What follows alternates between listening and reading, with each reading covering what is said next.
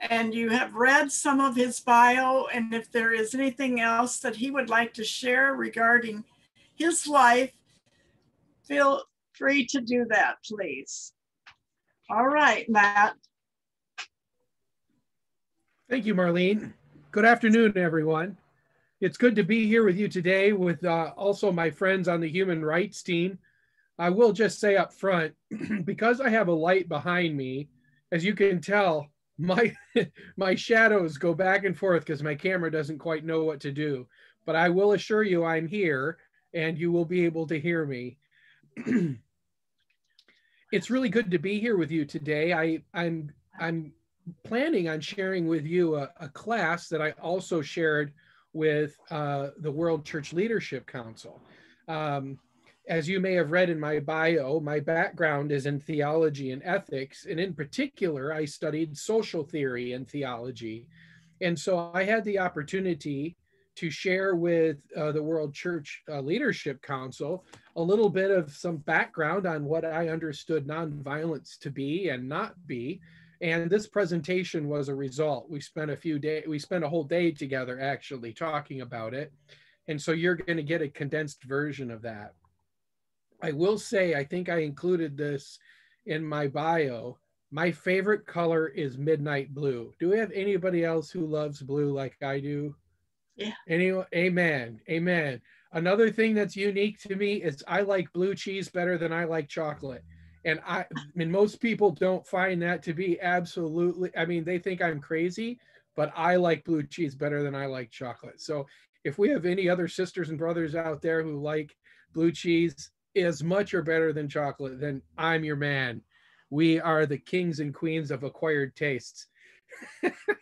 So anyway, it's good to be here. How many of you remember watching any of the nonviolent protests of the civil rights movement on the news? Any of you remember watching that on the news? Yeah, of course, that would have been 50 years ago now, or more actually. And I have a question for you, if I can ask you off the bat to risk with me and participate. As you were watching some of the Dr. King movement and its nonviolent protests, did you find those to be peaceful protests, or did you find those civil rights activists to be troublemakers? What did you think? Go ahead, just go ahead and unmute yourself and share. At the time, I felt it was peaceful. Good, thank you, Marlene. Others? Yeah, this is Harvey, and I thought they were peaceful. I thought took a lot of restraint because of the circumstances. I'm not sure I would have reacted the same way that some of them did, but I followed it and realized I didn't think they were violent. I just thought they were standing up for what they believed. Thanks, Harvey. I appreciate your honesty. Anybody else care to share their memories or their reactions to it at the time? I thought the demonstrations were peaceful, but I thought the reactions to them were very violent. Oh, that's Marion. Oh my goodness. Hi, Marion. Thank you. Nice to see you. You too, and hi, Dale. Others, what were your reactions to the nonviolent protests as they came into America's living room? I remember them linking arms and marching down the roads and singing in beautiful harmonies and being peaceful. That's my recollection of them. Thank you, Ann. That's great. I appreciate that. Anyone else care to share what your memories and reactions were to those nonviolent protests from the 60s? I'd just like to share one other thing. I was tutoring at Kalamazoo Central at the time, and that's when they had both peaceful and non-peaceful things happen in the community. There was a lot of rioting that took place, but unfortunately, it affected the population that was trying to make a point more than it did anybody else. But I was right there among part of the population. Amen. Well, thank you. Thank you, Harvey. I appreciate you sharing that. I mean, for somebody like me who was born in 1973, there's no way I could have watched those. So it's always amazing to not only watch the footage as somebody who's younger, but also just to hear people's experience with it. Thank you. Anybody else want to share? Go ahead, Kathy. One of my concerns was, I thought it was peaceful, but I wondered and worried about the chaos of the environment that they were demonstrating in, as to how that was going to affect our world. Absolutely, you bet. And I'm not going to open up a can of worms, but I think we've relived that all again after January. You know, there's all sorts of things change when folks start to, you know, get face to face, and activism becomes very real and personal and up close. And I think America is developing its own living memory of what that's like. And of course, we're going to be talking a little bit about that in this class. So the reason why I asked you that question is I asked you that because one of the things that I find that as a scholar of this kind of stuff in the church is that the discussion about nonviolence has quickly polarized into two positions. And you're going to hear me talk about this, so I'm introducing it here. On one end of the spectrum, there's a group who feels adamantly that nonviolence is the only way of instituting change or protesting or social activism. And the way it's understood is nonviolence means pacifism. In other words, it means letting yourself get beat up. And that is one perspective. And on the other perspective is a reaction to that, which is this idea that doing nothing is not acceptable. And really, when you think about it, you know, the protecting the vulnerable, which is the job of the military and the police, those who are actually paid to carry out the use of force, that becomes a very difficult and untenable position to take. And in the church, if you remember from World Conference, those positions emerged pretty quickly on the floor. Those two poles. So it became a two-sided issue very quickly. And what you're going to find in this class today, if there's nothing else that you walk away from, you're going to understand that I try very hard to take that perspective apart and actually talk to you about nonviolence as a third way, where neither of those are necessarily the right choice in terms of defining what nonviolence is about. So that's why I'm going to share that with you. And that's why I asked you about your experience with watching the nonviolent protests from the 1960s on TV. So I'm going to go ahead and start sharing my screen. It looks like, Marlene, it looks like we're recording, so I better be careful about what I say now. No stories about family. Darcy's like, yeah, watch it, Matt. It's being caught for posterity. So I'm going to go ahead and share my screen if I can. And I'll warn you, I have two screens that I work with here at home. And so if I start turning my head and you start seeing my left ear, it's because I'm looking at my other screen. So hold on a minute and I'll be with you. Are you guys able to see the screen that I shared? Yes. Yes, we can see it. All right, rock on. So we're already off to a good start. And when I'm going like this, that's how I'm looking at it. So anyway, so Nonviolence in Scripture, Winter Reunion, February 8th to 12th, 2021. Why are we talking about this? Well, in response to World Conference Resolution 1319, I would like us to make sure as a church that we have some sort of shared understanding of what nonviolence is in Scripture, which will help us guide our understanding of nonviolence for the church and ministry. You know, it's hard to debate something when you've got a completely different idea of it than somebody else next to you. And so coming up with just a shared understanding of nonviolence, I think, is a really important first start. And to be honest with you, it's one of the first steps of dialogue and peacemaking. In this presentation, I hope to provide you an understanding of what nonviolence is and isn't, okay? And I sent you these slides and you can follow along with me if you like. But you're going to hear me do some things that aren't well accepted anymore, but I'm going to say this is right and that's wrong. And I'm going to say that because I want you to be able to have a clear understanding, and you're always free to disagree with me and you're always free to interrupt and ask questions. But part of what I had to do in a seminary classroom is learn to say, well, you know what, this is a better answer than that one. And so I'm going to be offering you what I think are the better answers of what nonviolence is and isn't. But I also want to explore the meaning of nonviolence as it relates to Scripture. In particular, if you didn't read or didn't have a chance to read, or you don't want to read Walter Wink's book, Jesus and Nonviolence, The Third Way, that's a book that the World Church Leadership Council was asked to read. And I wrote a very short 2-page summary of it that was forwarded to you. So you get, it's the cheat sheet. You get to have the cheat sheet. So if you don't want to read the book or buy it, you can just read the summary and it's pretty much there. But what this is going to do is I'm going to talk about nonviolence first from kind of an academic or social theory standpoint, but then I'm going to also talk about it, how it's used in the Bible and how Jesus actually is an example of it. And we'll have an opportunity to exchange on that. Any questions before I get started on these two objectives? I will warn you that I'm probably like you, in about 45 minutes or so, I might need to take a break. So feel free to interrupt when it's time, maybe around 2 o'clock, or just kind of raise your hand or break in and say, you know, Matt, now's a good time to stop. Okay, Matt, at 2:15, 2:15, we have it down to stop. All right. Well, I hope there's a foghorn or something that goes off, because we might be in the thick of it. All right, excellent. Well, let's start with a shared understanding of nonviolence, okay? So what is nonviolence? So first of all, I think it's really important to pay attention to words. It's not just because I'm some kind of academic.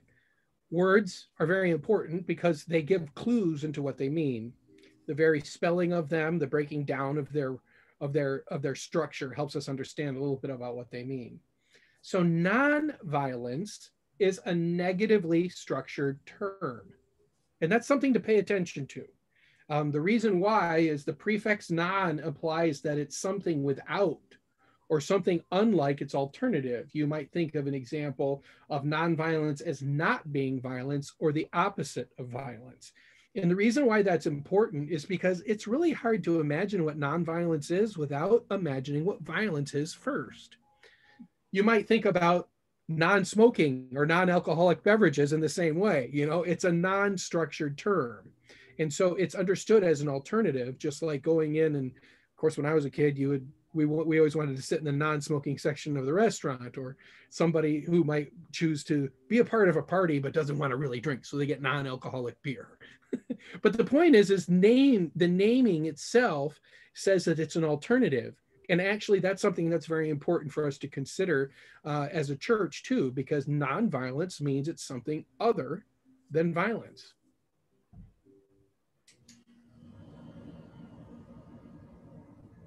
What I'm going to do is I'm going to slowly unpack this diagram for you. So if I was to explain this kind of in a university class about what nonviolence is, I would talk about violence in this kind of way. You know, whenever there's some sort of act of aggression or domination or some sort of use of force, there's a reaction. And a reaction or response can be one of two, either a nonviolence response or a pacifism response, or a justified violence response. You know, and that's kind of a way to try to neutralize the original act. But what I'm going to do is I'm going to try to break down with definitions, words, and terms how nonviolent resistance is actually a piece of nonviolence, along with what's called non-resistance. So nonviolence, I'm already introducing to you, has two forms. One is what's called non-resistance, and we'll unpack what that means. But there's another form of nonviolence that's actually a little bit more, I'm going to use the word ornery. Anybody know what I mean by ornery? There's a form of nonviolence resistance that's a little bit more ornery. And if you remember if you have a memory that goes back to the civil rights movement, you might remember that there were many who accused the King movement of being actually aggressors. They were called instigators. And the reason is because they used nonviolence as a tool. It wasn't violence, but it certainly instigated responses and reactions. And that would be the other kind of nonviolent resistance that we're talking about here. They didn't sit back and do nothing. They did something, but it wasn't violent. And both of those aspects constitute what nonviolence is about, which would be different than the third option, the purple option, which would be violent resistance or some sort of justified use of force. So already I'm going to be lifting up those two understandings of nonviolence and another. Scott, I see your hand. Go for it, Yeah, brother. I just wondered how, like I've been in the National Guard, and I've been part of a group that separates two very passionate, violent groups, but it's also an action, you know, so I was kind of wondering where it fell in this diagram. You know, the people that go between and stop, you know, kind of march together to separate the violent groups. I appreciate that great present time illustration. So I'm going to guess that it's going to be a form of nonviolence intervention, but you'll be able to, I'll be interested in what you tell me you think it is at the end of our discussion. But I appreciate that, because oftentimes whether it's the National Guard or the police force and the military, they often are classified almost always in terms of justified use of force or justified violence. But the fact is that's not always true. There's some very, I'm familiar with all sorts of law enforcement agencies of a variety of kind, state, federal, international, that are very interested in using non-confrontational as well as non-violent forms of intervention. And so you may be exactly illustrating our point. I'll look forward to see what you think. Thank you, Matt. You bet.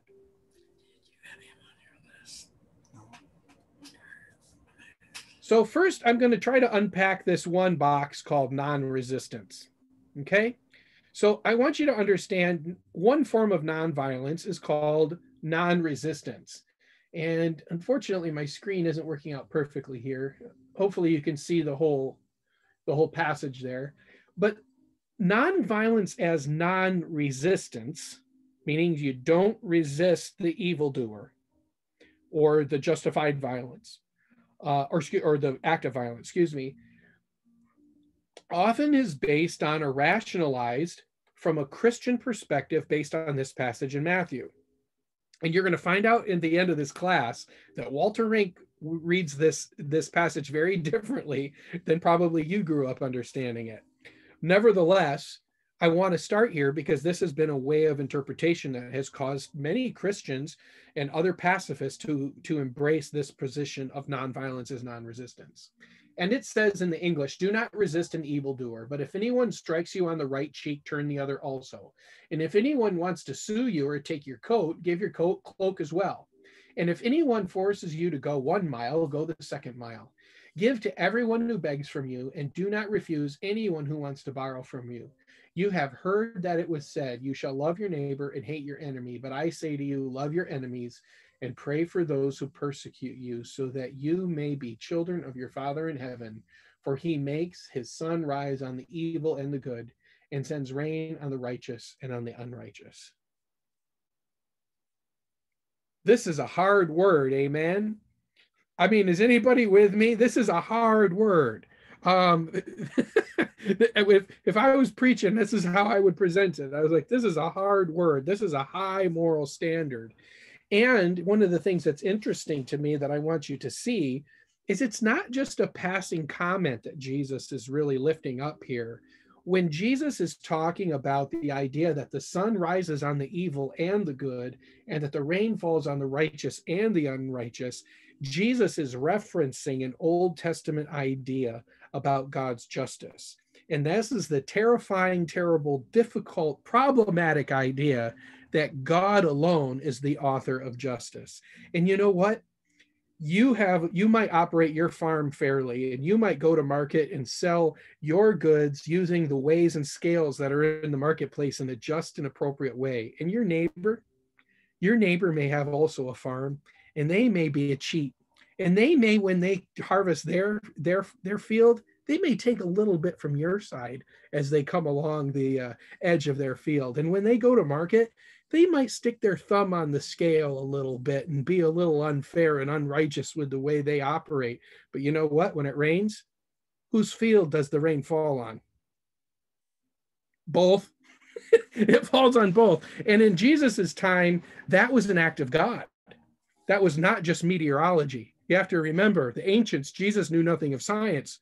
And so the idea that the rain falls on the righteous and unrighteous, for the people in scriptural times, that was understood as an act of God in a way God understands justice.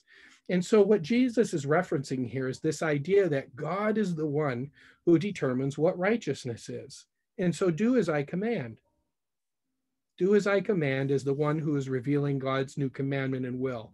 And of course, this comes from, if you're not familiar with it, the passage of Matthew, that is the Sermon on the Mount.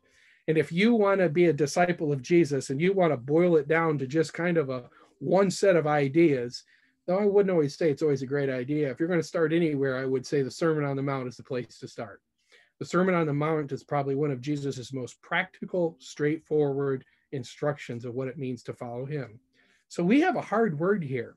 And this idea that you do not resist, non-resistance, do not resist the evildoer, is a basis for many people in understanding what nonviolence is. It's a form of non-resistance. So if you were in a classroom and you wanted to try to define this, I would say nonviolence as non-resistance means that you refuse violence, spiritual, emotional, or otherwise. Non-resistance, when it's taken most radically, won't even argue. It won't even push back with words, because it's a form of emotional or spiritual violence to resist or to argue or to be forceful. Non-resistance aims to overcome evil with good. So there's this idea that when evil happens, you absorb it, and then you try to neutralize it by overcoming it and overwhelming it with goodness. It's a way of trying to keep the balances in the world by always putting more good in the world than bad. Loving your enemies means you don't resist them. And that's a very hard word for those who practice this form of nonviolence. It avoids, accepts, or absorbs violence. And some call this pacifism, okay? How many of you, I'm assuming you've all heard the term pacifism and pacifist before? It actually means multiple things depending on who you're talking to. So don't ever assume when someone says I'm a pacifist, you can always ask them with good credibility and say, what do you mean by that? That's an excellent question, because pacifists in the academic world don't always agree. But this is one form of pacifism. When you confuse, or when you think about being pacifist as being passive. Okay, that's not actually what the term pacifist means. It actually means to pacify. But in this sense, it's a form of passivity. It's a form of just being passive and letting evil happen.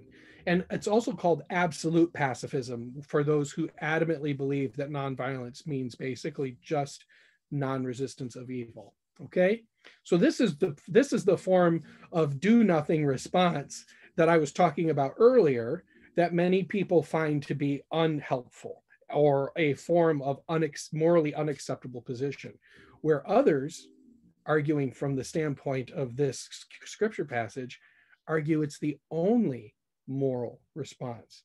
So now you can see where the polarization happens so quickly on the conference floor. Because if one group is saying this is the only moral way to live out the gospel, and there's others who are saying, what about protecting the vulnerable or uplifting the force of law, and it's immoral to do nothing? Can you see where the debate and the polarization and the gridlock comes from? It happens pretty fast.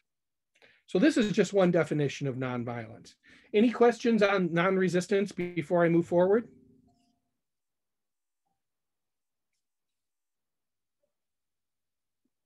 I didn't lose anybody yet. That's pretty good. We're only about 23 minutes in. We'll see how we go. All right. So if we were to start filling out this form or this chart again, and remember the green is our definitions of nonviolence. We have non-resistance as one form. It aims to overcome evil with good, avoids or absorbs violence, and some call this pacifism. Okay, now we're going to go to this other definition of nonviolent resistance. So nonviolent resistance isn't absolute pacifism. It's something else. With nonviolent resistance, there's a resisting of evil, of oppression or injustice, but done in a humane way and in a way that protects human dignity. Some of you may already start remembering some of Martin Luther King's teachings, or even what John Lewis used to say as he passed into his homecoming. You know, he was known for that statement: "Get into good trouble." You know, get into good trouble. And this is the idea of nonviolent resistance. It actually resists evil, oppression, and injustice, but it does it in a humane way, or a way that protects human dignity. If you follow King's teachings, Martin Luther King also argued that you refuse violence of spiritual, emotional, or physical kind. Martin Luther King was a truth teller, and he was a sharp wit, a very intelligent truth teller. But there's very few examples that I can think of, if any, of him being a name caller or somebody who demeaned or harmed the dignity of another person. So that's kind of where you might think that line might be drawn. There's nothing wrong with resisting, arguing, disagreeing, even pushing back really hard. But that doesn't mean that should ever resolve into a personal attack or name calling. And so that's a part of nonviolent resistance. It's called the force of truth, or the power of truth. Nonviolent resistance actually aims at converting or changing the aggressor.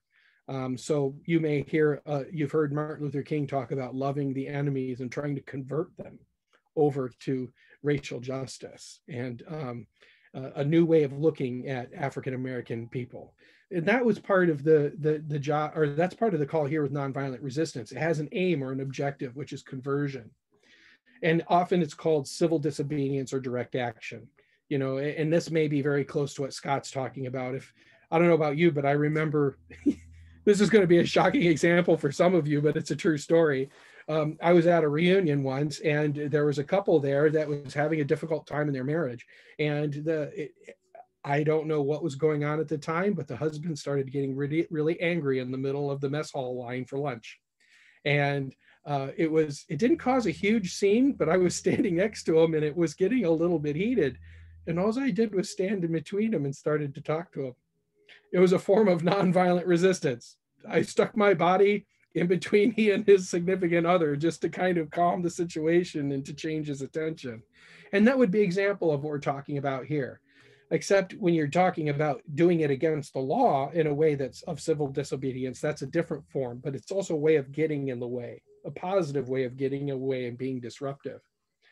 Subversive or sabotage efforts are part of nonviolent resistance. And what do I mean by that? You know, boycotts and non-cooperation. If you ever read the letter to Birmingham, the letter from Birmingham jail from Martin Luther King, and he talks about the idea that law serves another justice, and that higher justice is what he's going to follow, not just the justice of the law. That is an example here of following a form of justice that's above the law. And so you might not cooperate with a court order. You might not cooperate with an unjust law. You might find ways to actually sabotage a situation because it's an unjust order, or an inappropriate or unjust way of executing some form of state or institutional power. And so that's also what nonviolent resistance is. It's not a form of attack, but it might attack a system or an unjust way of organizing life together. And so that's a really important understanding that differentiates nonviolent resistance from non-resistance, because it doesn't cooperate.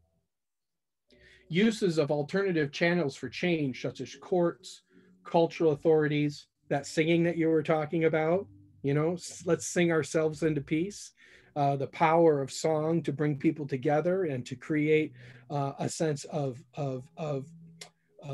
vision and calling and strength to withstand the evil and injustice in the world. That's all nonviolent resistance. And to call for new orders and traditions, that's a form of nonviolent resistance. So I'm going to stop there a minute, because that's a lot of information, and you've gotten to listen to me talk for a while. Can any of you think of some examples of nonviolent resistance you've ever witnessed or been a part of? My question was, how do we resist nonviolent resistance? And I'm thinking of the people who think it's a plot to make them wear masks now. That's a very interesting question. Does anybody have a response for Kim? How would you resist that kind of thing? Maybe you carry around a mask with you all the time and you just gently hand it to everybody that you walk around with. It doesn't make them put it on, though. No, it doesn't. And that's probably a good example of crossing a line into something that's more aggressive, right? Yeah. Even though this isn't an example of what Kim is asking, because I actually think she's thinking of a great question, but this is more of a humorous story. I saw a video once of somebody who was smoking in the men's room. He wasn't supposed to be smoking in the men's room, but he couldn't smoke anywhere else. So he went into the men's room to smoke. And a person came out of the stall with a fire extinguisher and put his cigarette out. I don't think that's nonviolent. I'm not sure that's nonviolence either, but it's better than doing something more violent. Wouldn't you say? No, it's interesting. I think, Kim, you ask a really good question, because where is the line of nonviolent resistance? Okay. I mean, I think there's ways that somebody could keep distance from someone. There's a way that you could also just walk around and keep putting a mask in their face to see how long they could resist that. That's another good example. But it is interesting the way you phrased it, because people not wearing masks, or perhaps putting it and exposing their nose or down underneath their chin, I always try to not judge. Maybe there's something I don't know. Maybe this person's asthmatic, maybe they're claustrophobic, and there are exceptions for that. But some people just think it's a hoax. And if they think it's a hoax, that's why they're not willing to wear a mask. It's a way of fighting the power. How do you resist?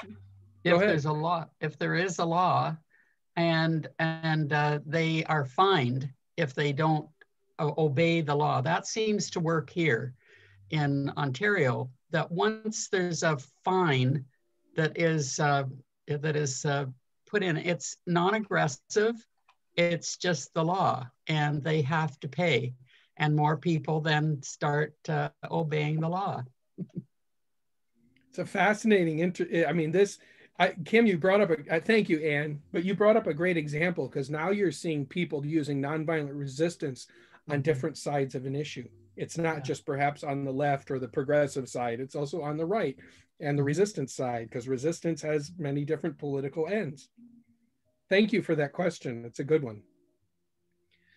Any other questions or comments about how nonviolent resistance works, at least in terms of a concept, as we think about our definition? Mary? I would think that anything you do in relation to Amnesty International, would that be nonviolent resistance, whether you write letters and support, peaceful solutions of issues and so on? Absolutely. I get their information quite a bit, and they're working in the world, of course, to try and bring justice, to people who've been imprisoned illegally or whatever. Absolutely. That's a really great example. One of the reasons why I really appreciate your example is because oftentimes in these discussions, the examples of in the streets kind of nonviolent protests, what we call civil disobedience and direct action, those are the terms that are generally used in, social change academia. Oftentimes nonviolence gets focused on that kind of action, like in the streets, getting yourself arrested and those types of things. But that's not actually, that is a very narrow understanding of what nonviolent resistance can be. I knew somebody who was upset with what happened between them and a situation that they felt was unjust with a company. It might have been something like they were sent the wrong item, they called back and they wouldn't take it back.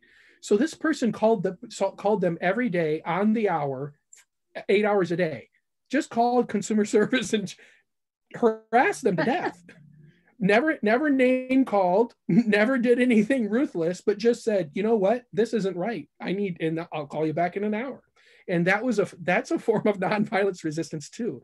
When people decide to flood a senator's office with letters over an issue, that's nonviolent resistance.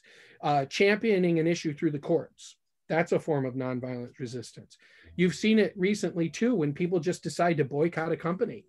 I mean, once you heard that Nestle was harvesting cocoa with, I think it was with child labor, I may have gotten that wrong because I'm going from memory, but once the Nestle company was kind of outed for using child labor to harvest cocoa, people just stopped buying it.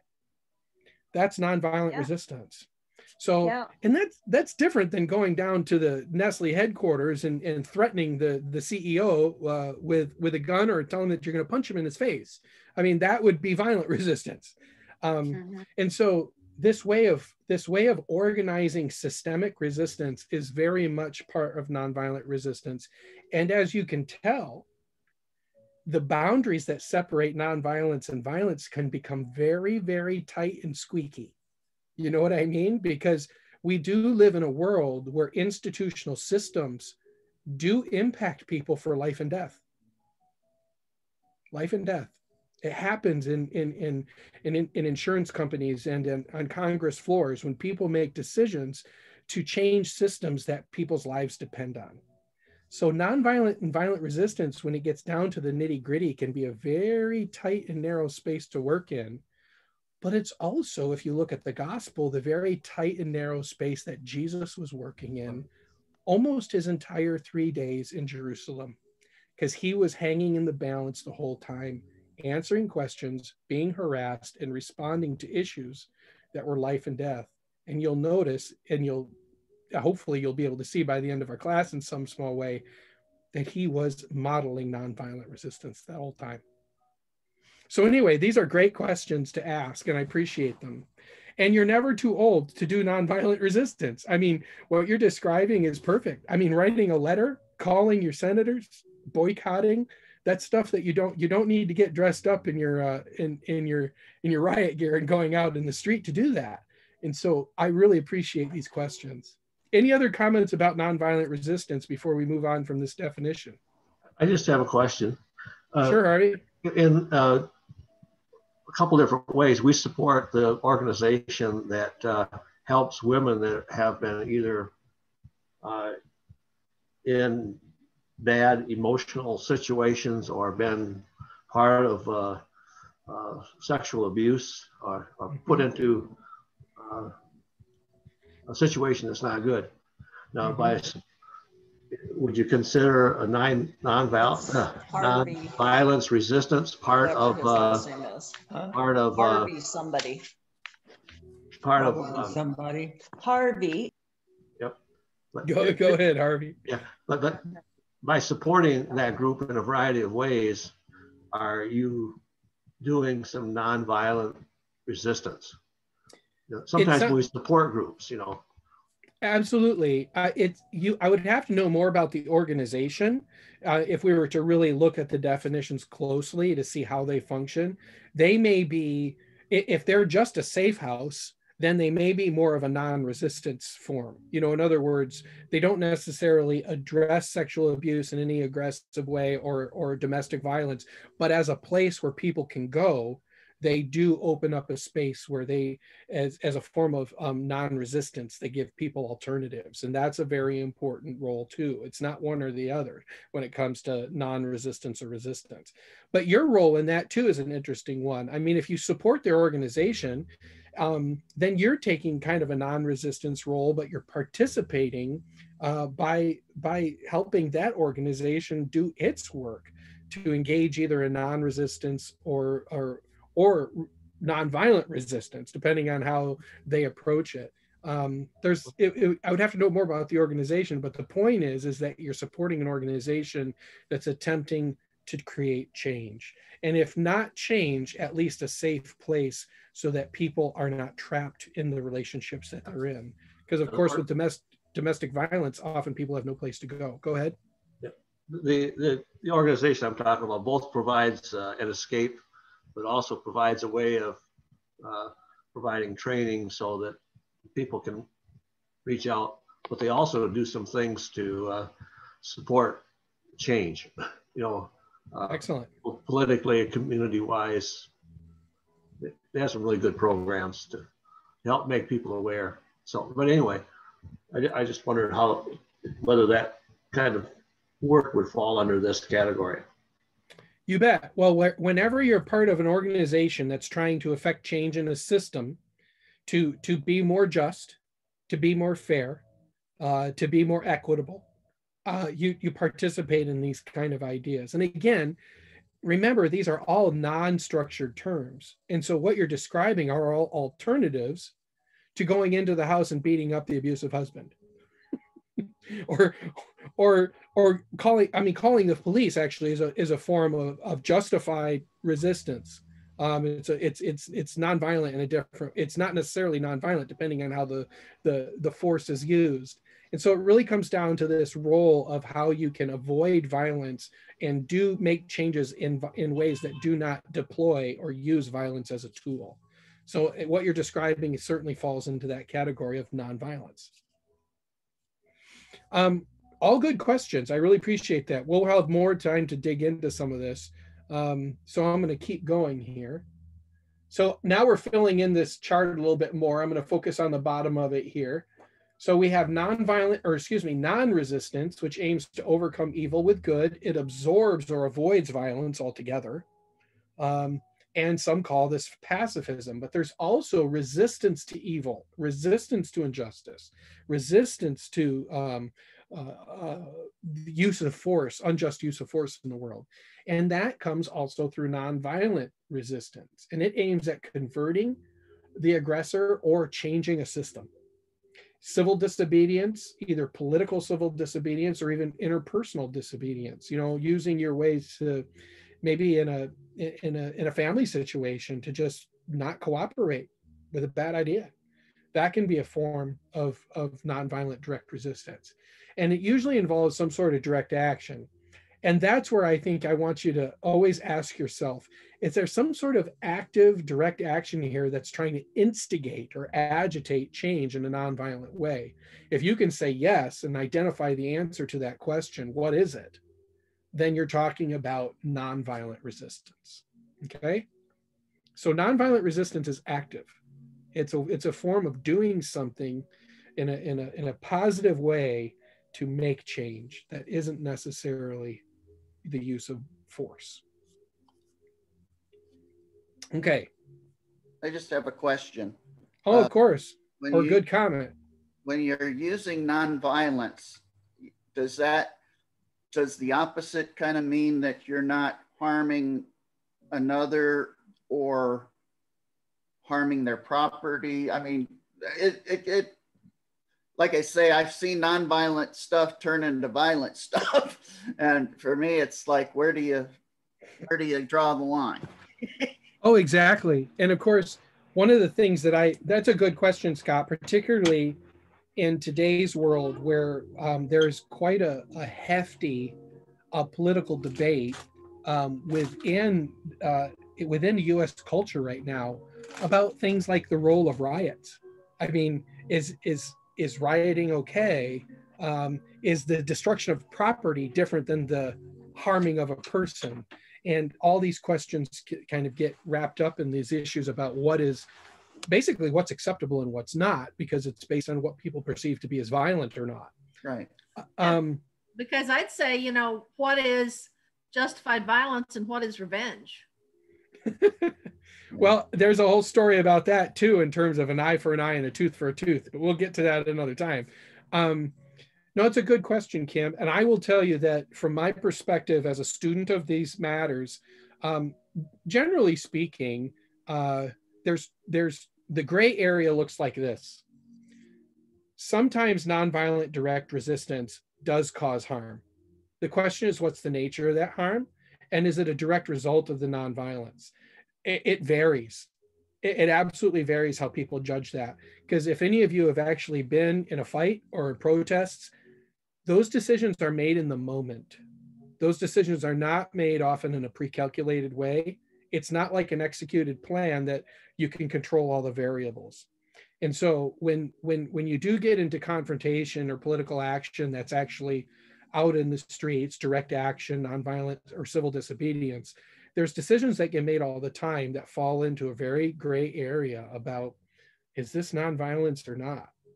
The other line that often gets drawn, at least that I've seen, is that there's general consensus that destruction to person or property isn't nonviolence anymore.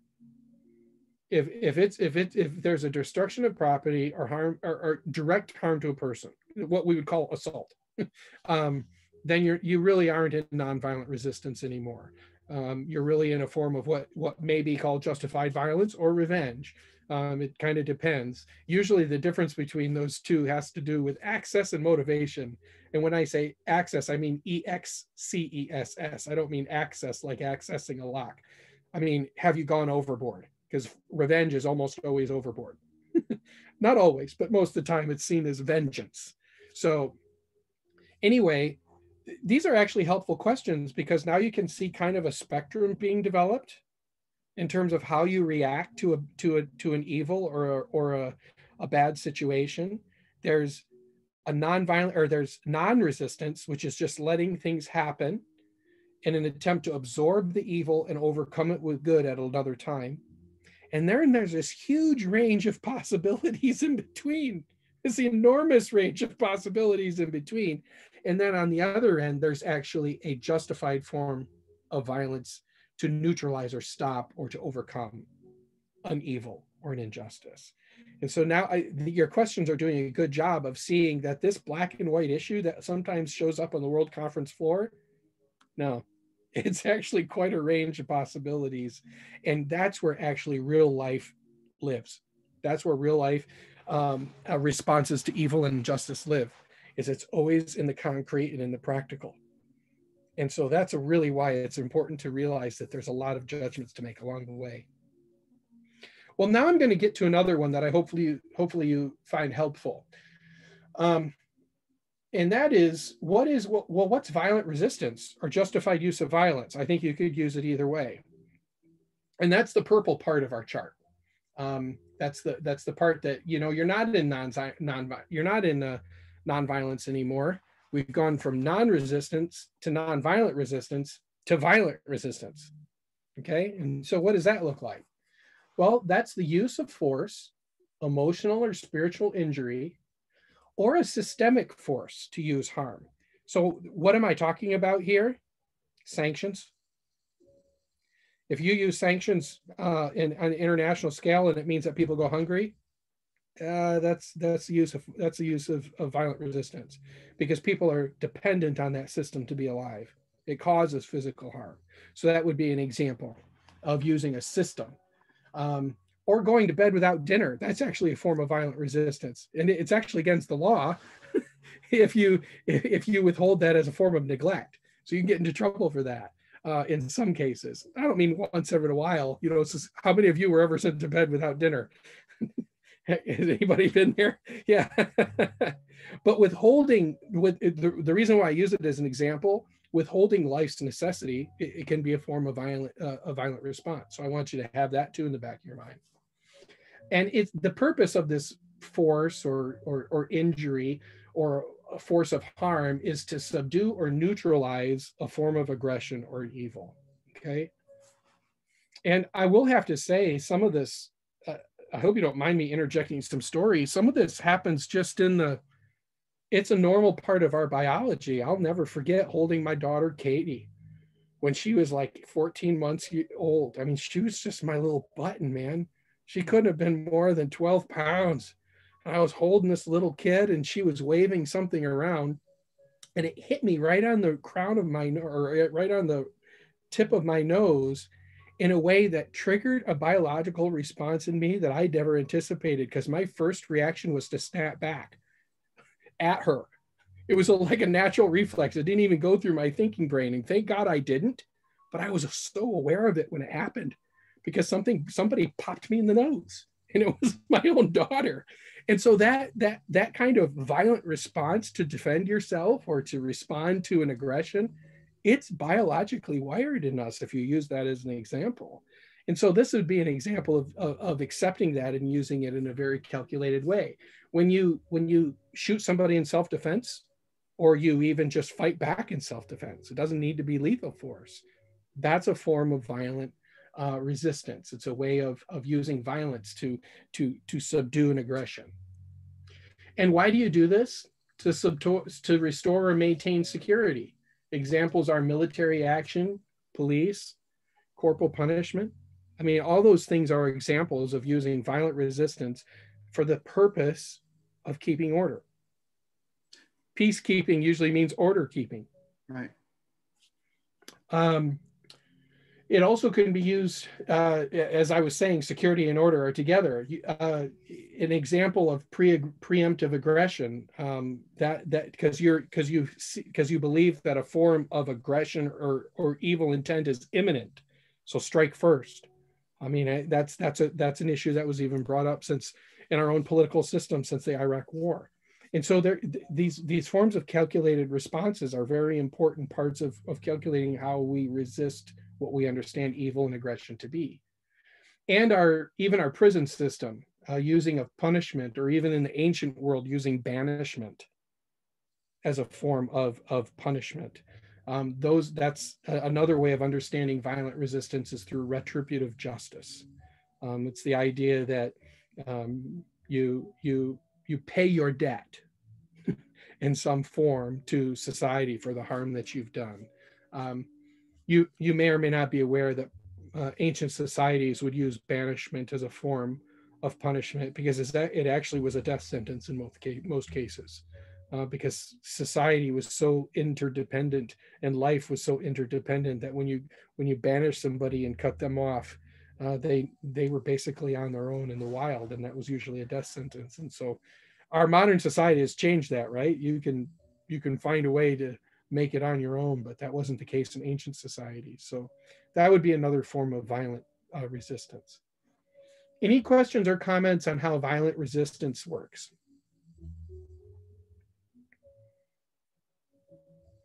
How many of you have come to the self-realization that you've used all of these at one point or another?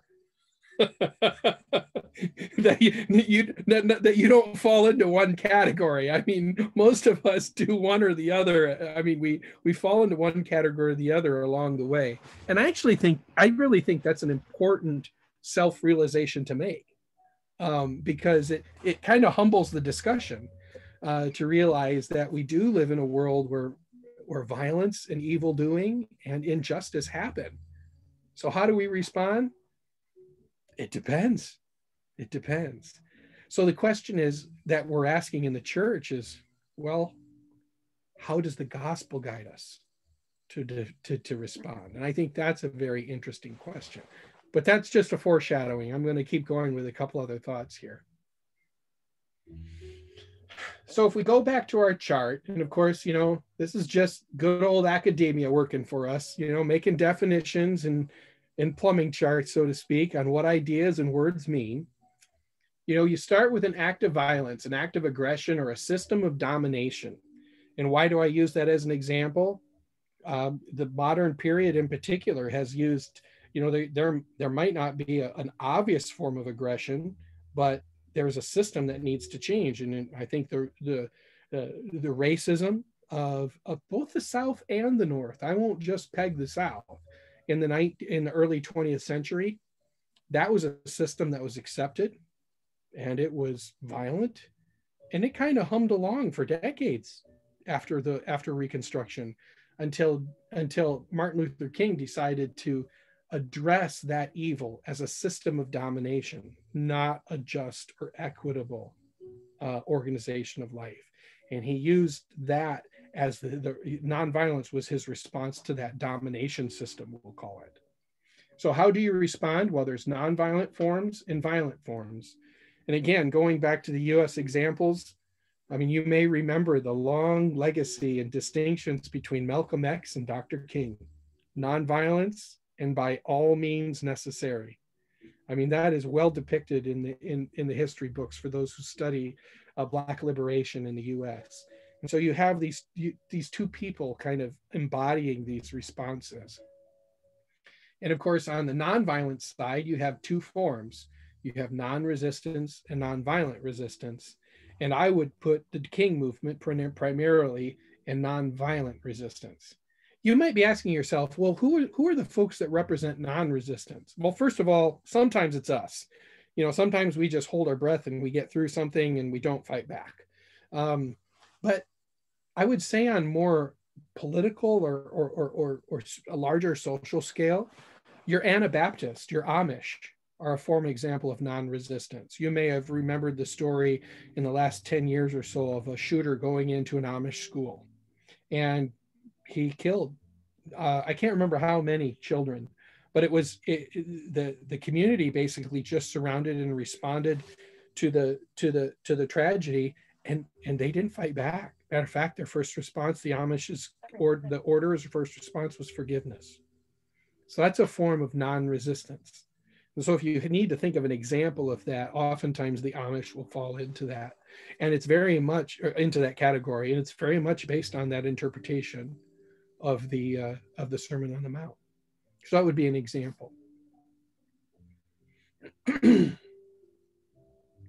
So now I'm going to give you this hoity-toity, overly wordy, but darn awful clear definition of nonviolence. You ready? You ready? So here we go. Nonviolence is the use of alternatives to violence in order to in order to preserve human dignity and pursue peace. But I'm going to add to it. Nonviolence is the use of alternatives to violence, physical force, injury, or systemic harm. Those are definitions of violence.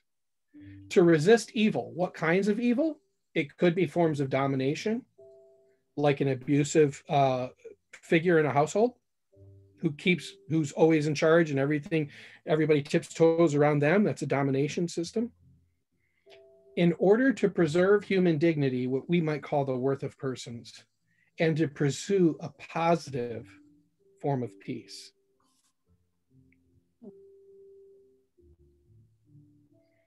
And what do I mean by positive? Here, I introduce a new idea for you into how you might consider how violence and nonviolence and non-resistance all kind of fit together in our pursuit of peace as a people.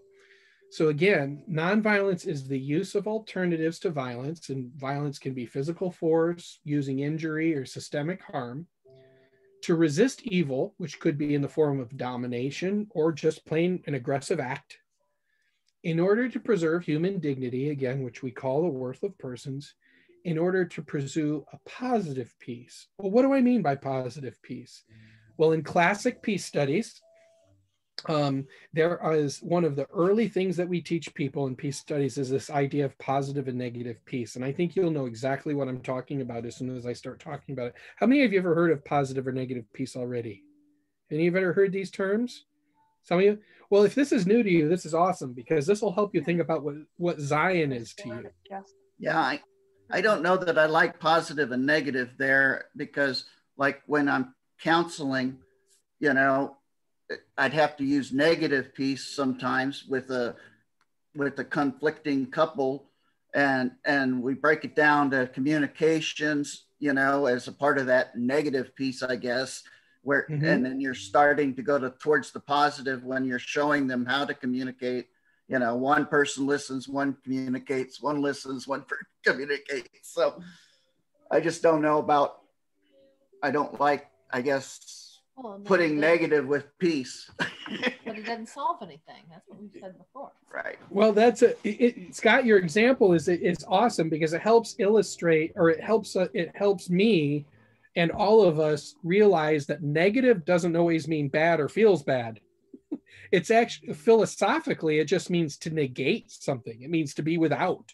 If you think about negative punishment how many of you remember B.F. Skinner and classical conditioning? There's negative and positive punishment. And negative punishment was simply taking something away. And he meant it just in a philosophical way when he said negative. You know, you're just taking something away, like you can't watch TV tonight. That's negative punishment. So in this case, negative peace is the absence of conflict. Absence of conflict doesn't necessarily mean a lot of great things are going on. It just means there's not a fight happening. Or maybe the fight is suppressed and it's not obvious. Okay? You might think of an example of a bully on a playground, and if he might yell, if anybody moves, I'm going to pop you. Well, nobody's moving. That's negative peace to me, because everybody's still. but that doesn't mean it's a positive peace at all. Negative peace is the absence of conflict, but that absence of conflict could be genuine tranquility. It could be genuine stillness. It could be genuine serenity, or it could be the force of an inappropriate or unjust order. And that's something to pay close attention to. Pax Romana. Pax Romana, amen. Yeah. Yes, so empires keep negative peace. Next time somebody says the peacekeepers are going in, you might say, well, are they after positive peace or negative peace? And usually when it comes to the use of force, it's negative peace because it's about security and order. But as Scott helped us realize, that serves a purpose. It's not, I mean, it's not always all good or all bad. Go ahead, Kathy. I guess this really brings a point to myself is that in my life, I've always said I avoid conflict at all costs. So I'm not really on a peace mode. I'm just avoiding. You know what I'm saying here? I know exactly what you're saying, and you're in good company. Most of us are taught not to rock the boat, and and we avoid conflict in that way. And it's always good to ask yourself, well, is this conflict avoidance in the name of positive peace or negative peace? And don't get me wrong, sometimes negative peace is the highest thing you can achieve. And that's not all bad. Because true chaos that's not positive or negative peace is harmful. The problem is negative peace can be harmful too. And that's the problem that's kind of the dilemma we live in the modern world, is we might have the rule of law, but this is something I always have an argument with my friends on the left and the right. That doesn't mean the laws are just. The rule of law does not mean the laws are just. That's an assumption, man. And just because you're keeping the rule of law doesn't mean the rules are just. So if there, on one end, there might be true chaos. You know, if you've ever seen my 4 dogs get into it, sometimes it's just plain true chaos. They're just going after each other and you're like, what's going to happen next? But sometimes they're all, you know, sometimes it's negative peace, and that's the form of security or tranquility. But Dr. King used to describe driving into some of the small towns of Alabama as a form of negative peace. Nothing looked awry, but there was violence all over the place. It was just very quiet, and it happened in places out there. So that was another example. But then there's positive peace. And positive peace is that risky venture of restorative, whole, reconciled, mutual, and a just shalom. And of course, you know, when I was a kid, this is what we called Zion in prayer and testimony service. So you might go into a classroom. How many of you ever walked into an elementary school classroom and the last thing you thought of was peace? But man, that doesn't mean there's anything wrong going on at all. People are just thriving. It's chaos and creativity. Nobody's getting hurt. And if there are people getting stretched or challenged, it's because they're fulfilling human potential and striving to thrive together. That's what positive peace is. And that vision of positive peace is also what we would call, going back to the Old Testament, God's shalom. There's a form of peace that's kind of a tranquility and a peacefulness. I'm a Michigander, so God knows I have been in front of Lake Michigan or Lake Superior on a calm summer evening, and it's just beautiful tranquility. That's a form of peace. But there's also peace that's, you know, thriving and bustling, and that's those pictures of spring when everything's buzzing and budding and moving along. Max, I saw a hand raised. Max want to share? Yes, I have a cousin. She and I are like brother and sister, and we used to fight like brothers and sisters. And sometimes her mother would say, Doran, tell Max you're sorry. And she would say, all right, I'm sorry, but I'm not. And I think that takes a lot of closeness of the combatants to take that kind of position. I'm sorry, but I'm not. But it takes a lot of patience or whatever it is on the recipient to accept that as an opening door. That's really helpful, Max. There's this, I don't know if you're familiar with this, but I've got 3 teenage daughters, and there's this thing called sorry not sorry, and it's being sorry not sorry is exactly what you just described. It's saying you're sorry and not meaning it, but you're going along with it anyway because either you have to, or ultimately in the end it's the best way to avoid something worse. and that it is kind of an odd thing because it does create a possibility of moving forward, but it's not genuine yet. It's not positive peace yet. But it's on the way.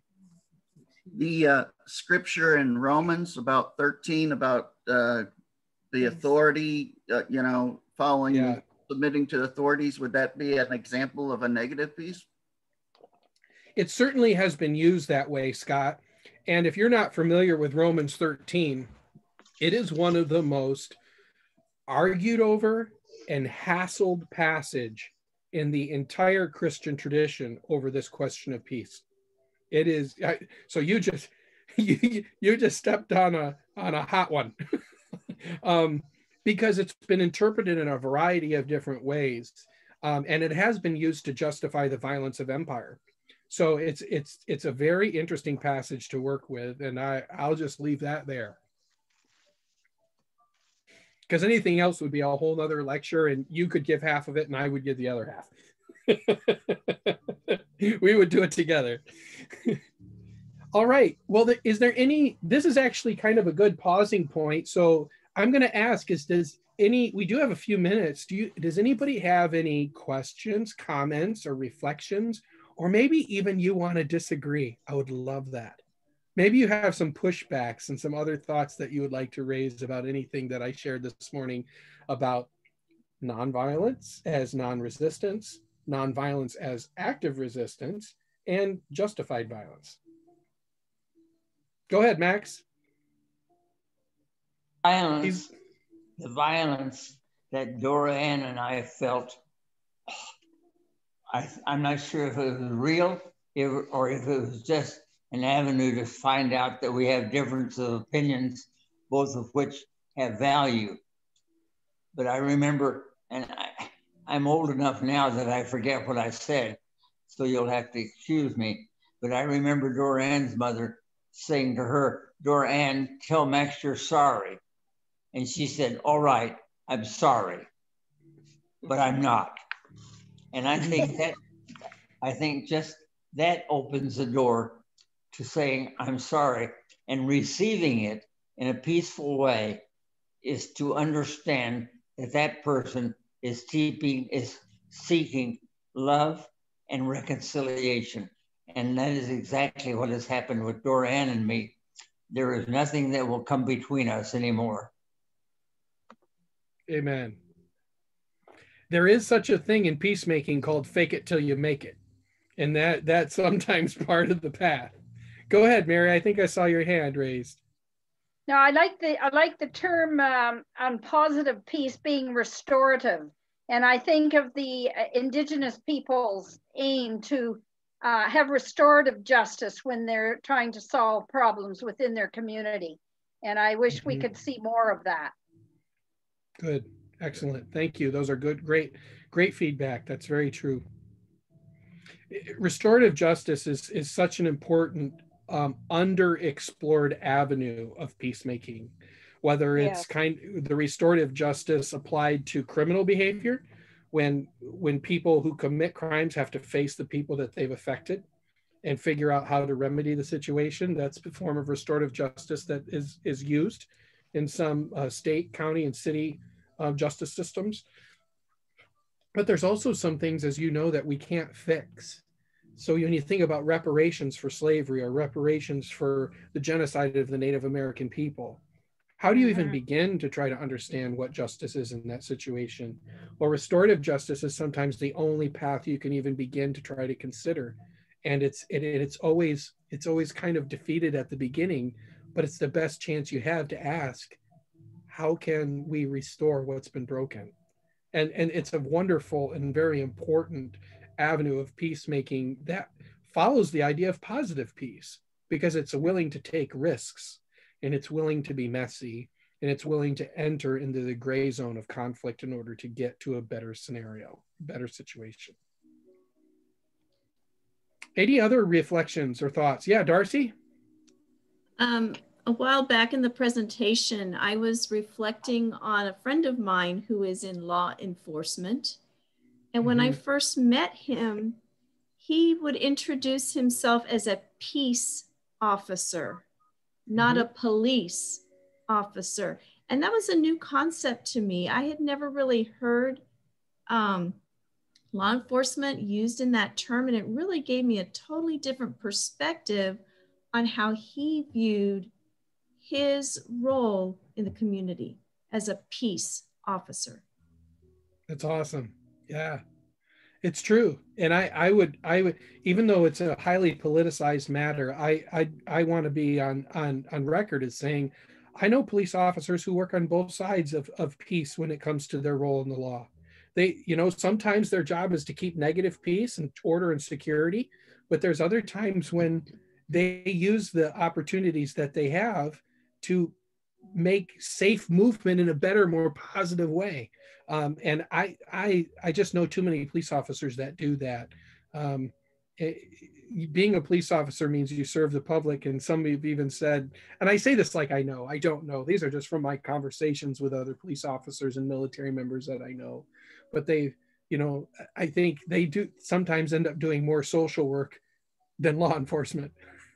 and praise God that they do, because oftentimes they're the first responder in a bad situation. When we Any were other talking, yeah, go ahead, Ann. Yeah, when we were talking about nonviolent resistance, I kept going back to the movie Erin Brockovich, where she stood up nonviolently, but wrote letters and had lawyers and fought the corporation, and it turned out to be a good change.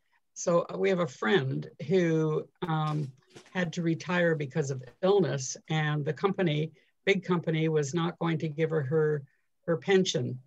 And so she hired a lawyer, and she became an Erin Brockovich. And she got her way non-violently, had to go into the courts and do all the paperwork.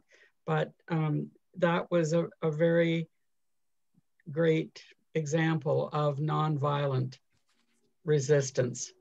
And my husband and I live in an area where there are a lot of, what do you call them, gravel pits. And they're talking about now two big companies coming in and doing some blasting. And so we have a community organization that we are trying to be nonviolent, but let them know that we do not want this to happen in the area. So this is really helpful to me to see the different ways of looking at the issue and how to perform to get our way and have them have a win-win. It's the win-win thing that we're going for. So. Absolutely. Great example, Ann. Thank you so much. That's really helpful. Good luck. Hey, Brenda. Yeah. When we read the life of Jesus in the Gospels, we find out that most of the time he was a very physically non-violent person, except maybe in the temple.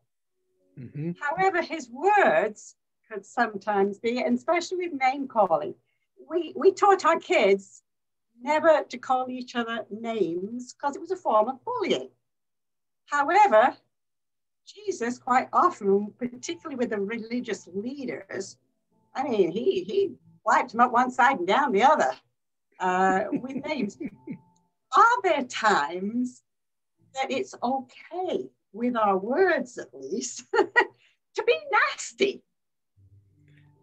That's an interesting question, because I don't know. It's funny. Jesus does call people hypocrites, and some people would find that as crossing the line.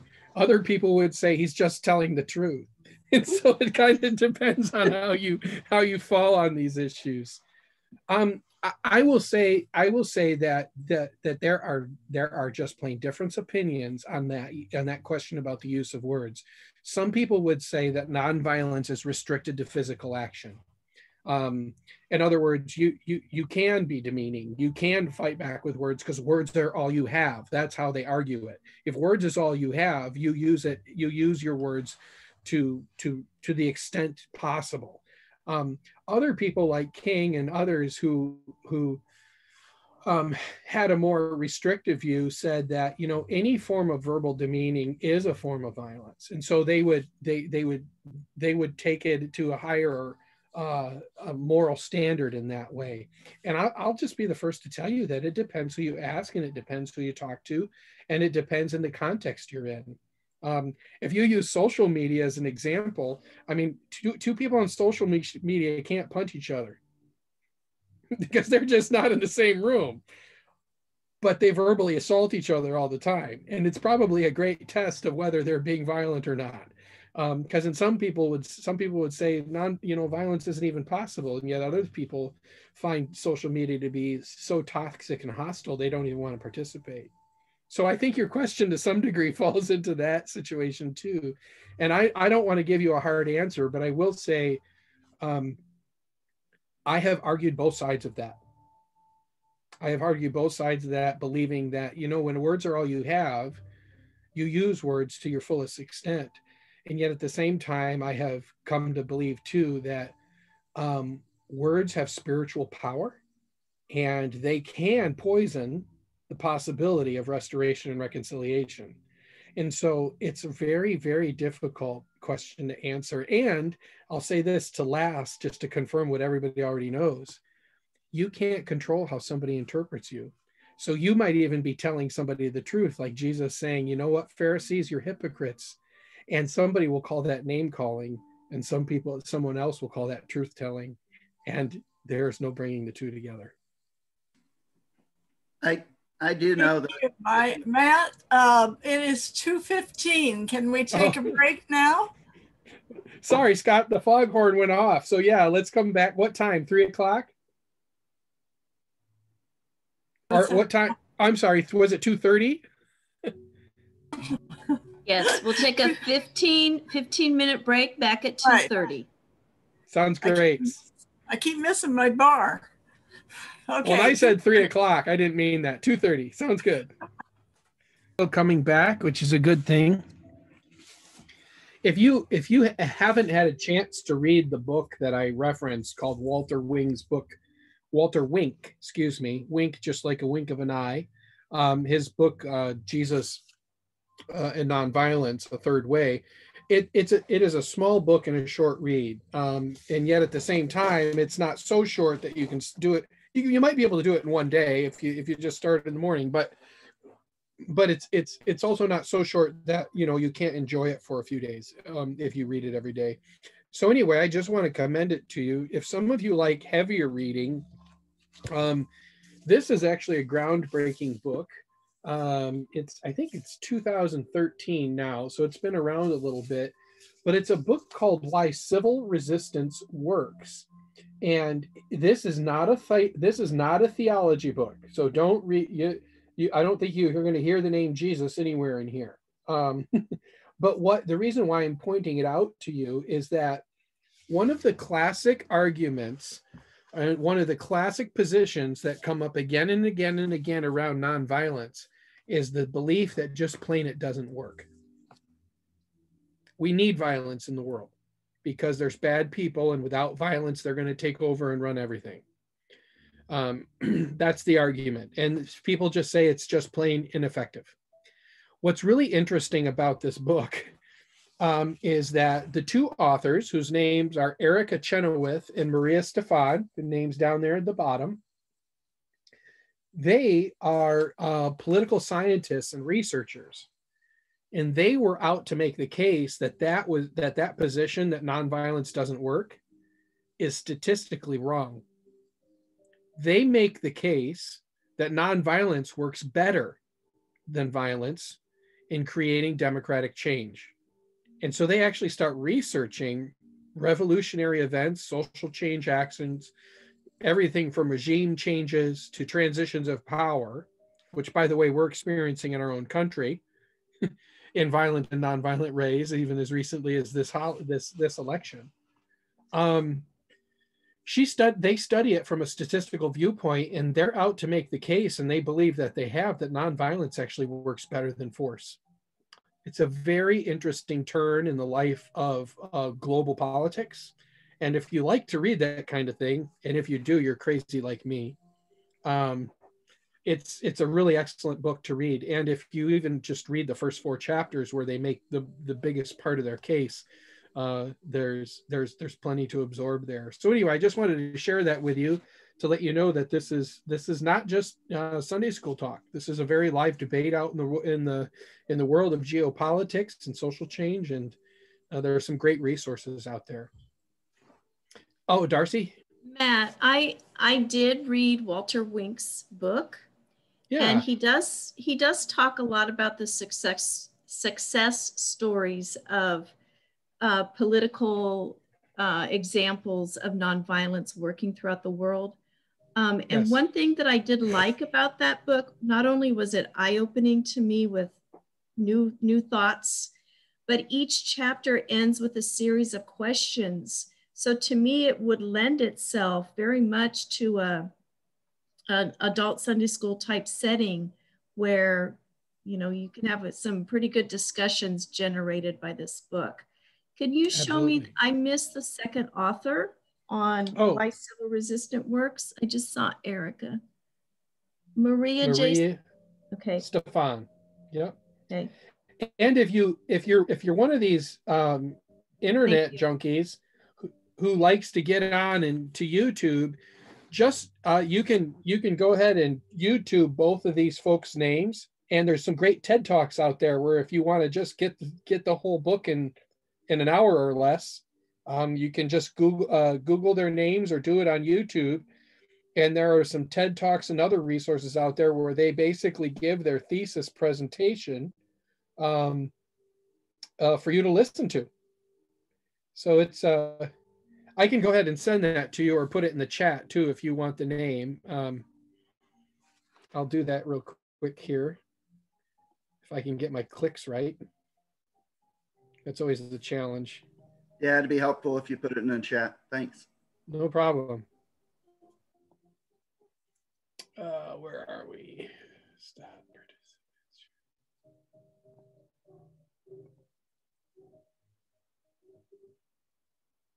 Oh, I just opened the chat and I missed a couple of messages. This is awesome. I'm glad I opened it up. I'll just have to respond to my friends here. So the book, for all it's worth, is called, the title is Why Civil Resistance Works. And the authors, this is coming up in your chat now, Erica Chenoweth. And she's the one who does most of the TED Talks. The authors are Erica Chenoweth and Maria Stefan. I'll warn you, it's dry, but it's compelling. So it is good old-fashioned academia. You won't be bowled over with riveting stories. Yet at the same time, as soon as I say that, I realize a lot of their work is case studies, and they do a good job of explaining how a nonviolent campaign worked better than a violent campaign. And so it's really kind of neat work. There's hope for us yet, folks. All right. So I'm going to go ahead and get started. Hopefully you can see my shared screen. I'm going to give you basically now an overview. Thank you, Darcy. Give you an overview of Walter Wink's book. And the reason why this is interesting is because some of Walter Wink's work here in this book has already found its way into our understanding of some of the biblical passages that come up in our common lectionary, so things that people are preaching on. And this is a great example of why I love seminary and why when I was dean of the seminary, I absolutely adored that job, because helping people learn how to read scripture oftentimes can open up understandings that you did not even know were there. And it's because none of us are first century Jews. That's who the Gospels were written to, is first century Jews, and none of us are first century Jews. And I don't know about you, but even my grandparents and I look at things differently, let alone people from 2,000 years ago. And so oftentimes the context and the stories that are in Scripture, we miss them. We miss them. And to give, even just to give you a concrete example of this, did anybody here preach a couple of weeks ago on the demoniac, the man with the unclean spirit? Did anybody preach on that one? Well, the reason I'll just live this stuff as an example. Jesus' healing of the demoniac, of what we call the man with the unclean spirit, in the Gospel of Mark is the first miracle that Jesus performs. It happens in the first chapter, and it's the very first kind of manifestation of Jesus's power and authority. And one of the only things the demoniac says to Jesus, which is really interesting, is he says, "Jesus, I know who you are. Have you come to destroy us?" And it seems like an obvious connection, but for a lot of people, it's not. If you're a first century Jew and you don't have any idea what the New Testament is, because it hasn't been written yet. I mean, the Gospel of Mark was the first gospel written, so there was no New Testament. And you don't know who Jesus is yet. You only know who people say he is. And your understanding of the Old Testament is whenever people are unfaithful, God destroys everything and starts all over. Think about the Babylonian exile. Think about the Noah flood. How many of you know the story of the Noah flood, right? So the demoniac, even though he's kind of characterized as some guy who's wacky and doesn't know what he's saying, he's actually asking the question that's on everybody's mind. When the Messiah comes, is he going to wipe my family off the face of the planet? That's a question going through everybody's mind. And unless, as a scripture scholar, you understand that those stories are part of the Old Testament, and the people who are listening to this story in Mark, that's the only Bible they have, the power of the demoniac's question doesn't come off the page in such a riveting and glowing way. But that's a good example of how using biblical exegesis and the way to understand Scripture can take something as simple as a crazy man's question and turn it into a political statement, because that's exactly what it was. Have you come to destroy us? He wasn't crazy. He was just voicing the question on everybody's mind. And so Walter Wink does this in even more intricate ways. He does it even more in ways that I don't think any of us could ever figure out on our own, because he does some of the research for us about some things that we don't really even know about the laws in Jesus's time. So I'm going to introduce you to that now. So if you haven't read it, some of this might be new to you. So Jesus and nonviolence. This is just some ideas that there's some main points that Walter Wink brings up. So Walter Wink points out that nonviolence, like I have said, is a very easily misunderstood term. And so Walter Wink tries to want to clarify that. In the 20th century, nonviolent and political social movements have affected as many as 3.4 billion people. Most of these movements were successful. How many of you knew that? Maybe you don't even believe it. But at the time that this was written in 2003 and published, 3.4 billion people would have been about half the population of the planet. There was about 7 or 8 million people at that time, give or take a few million, right? And so we're talking about a way of political change and political action and social action, much like you even described here, Aaron Brockovich. You know, it's a form of social action that has affected almost half of the population, and he's arguing that they've been highly successful. And one of the points he's going to make is that one of the things that's great about nonviolence is it fails better than violence. How many of you have ever thought about it that way? Fewer people get killed when it doesn't work. that itself is a success. That's a huge success. And so he and others will make the case that even when nonviolence campaigns don't work, they fail better than violent campaigns do, because of course violent campaigns strew wreckage behind them. And so that's part of what Walter Wink is trying to say. He's trying to kind of open up our eyes to this, what nonviolence is. And of course, if you're like me, you live in the US of A, or it's one of its neighbors, and you live under the benefits of the rule of law. So you probably don't experience a lot of nonviolent political campaigns, but we've seen them in our lifetime, and they do happen around us. And so Walter Wink wants to raise our attention to that. And he's also arguing very strongly that nonviolence is a positive tool for pursuing peace and justice and change. So much in the same way, you want to learn to be a good, maybe at one time in your life, you wanted to be a good speaker in order to spread the gospel. Nonviolence is a way to learn a tool of our mission also, which is the pursuit of peace.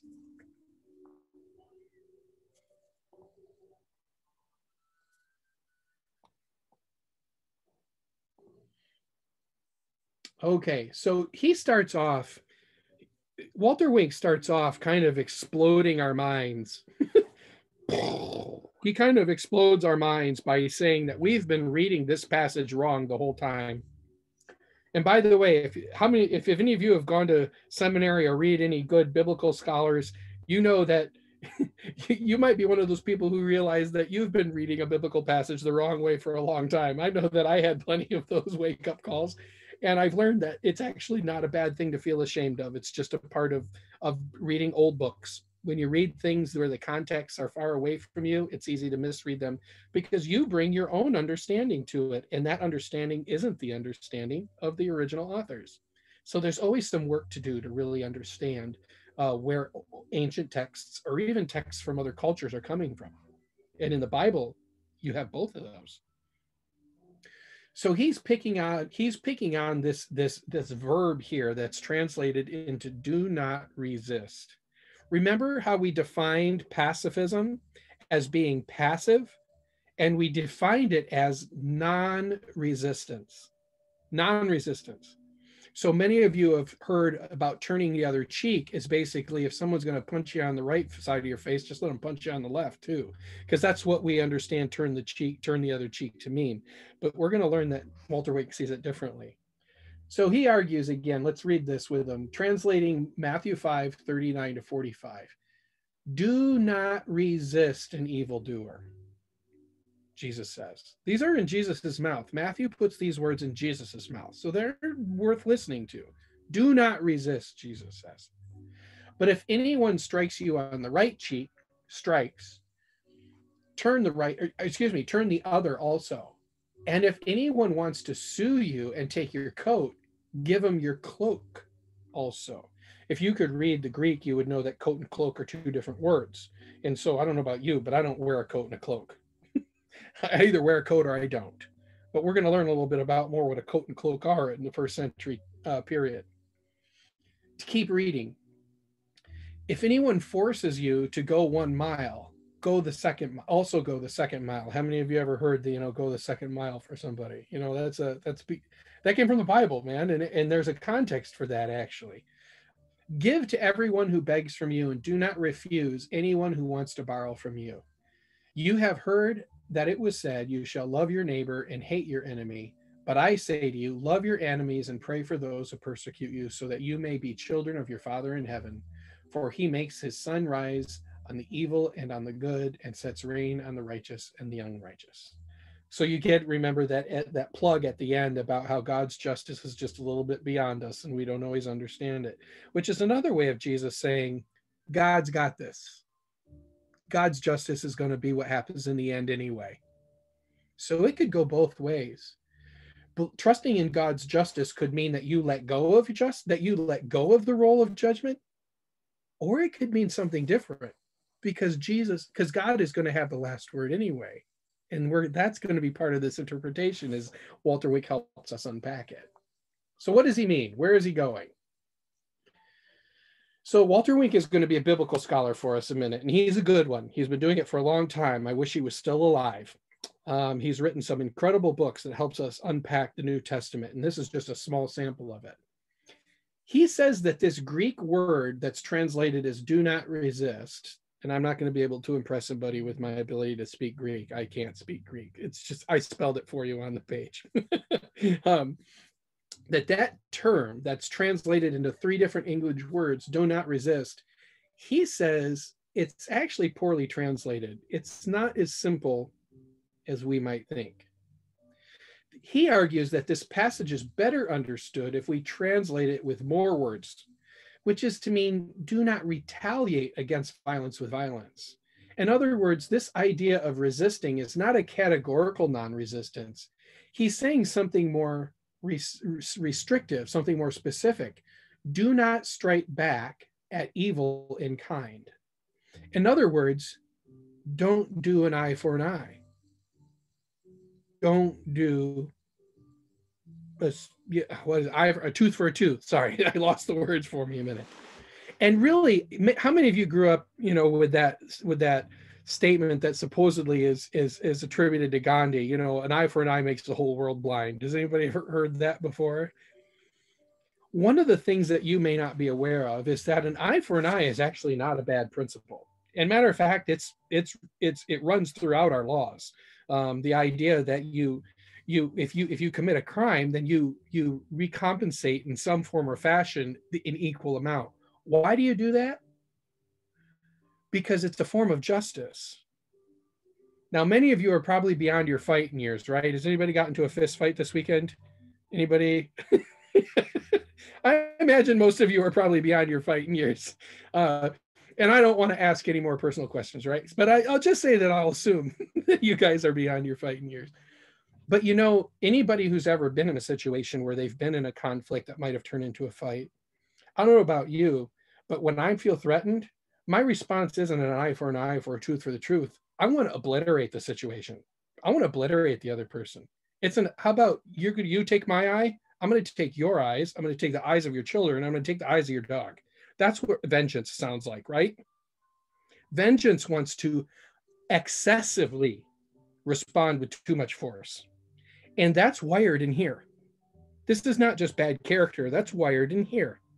The part of your brain that feels threatened, the part that gets triggered, I think they call it the limbic system. It doesn't even know the difference between a real threat and a fake threat. When it's triggered, it's triggered.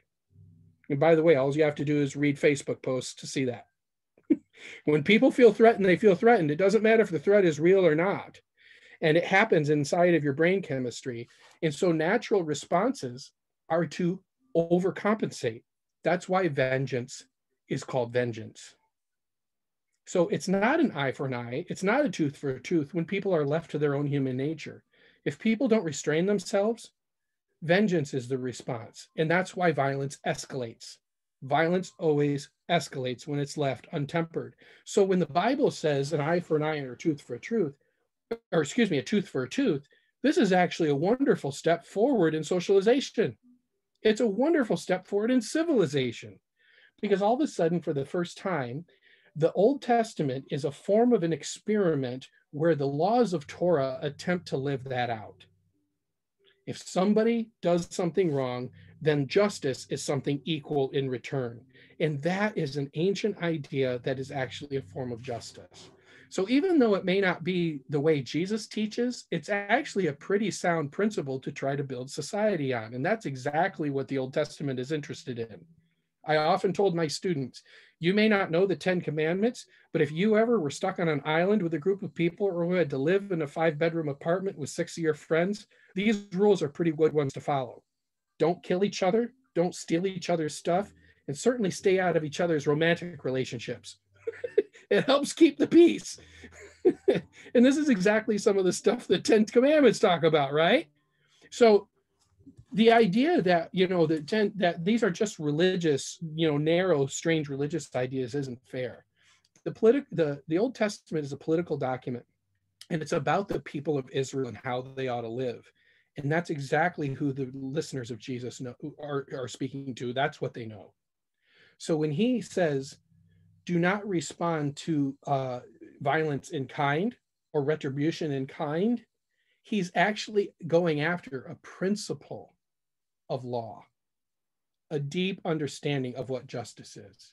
So when he says, do not resist, he's actually saying much more specific, something much more specific to the context, which is, don't follow this idea that responding in kind is what is just, because that's based on, if somebody hates you, you just hate them back in equal amounts. You don't go overboard, you just resist them to the point that it's equal. But Jesus is saying, don't resist them, do something else. And that's going to end up looking something like instigation or antagonism.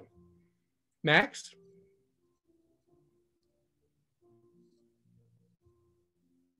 Okay.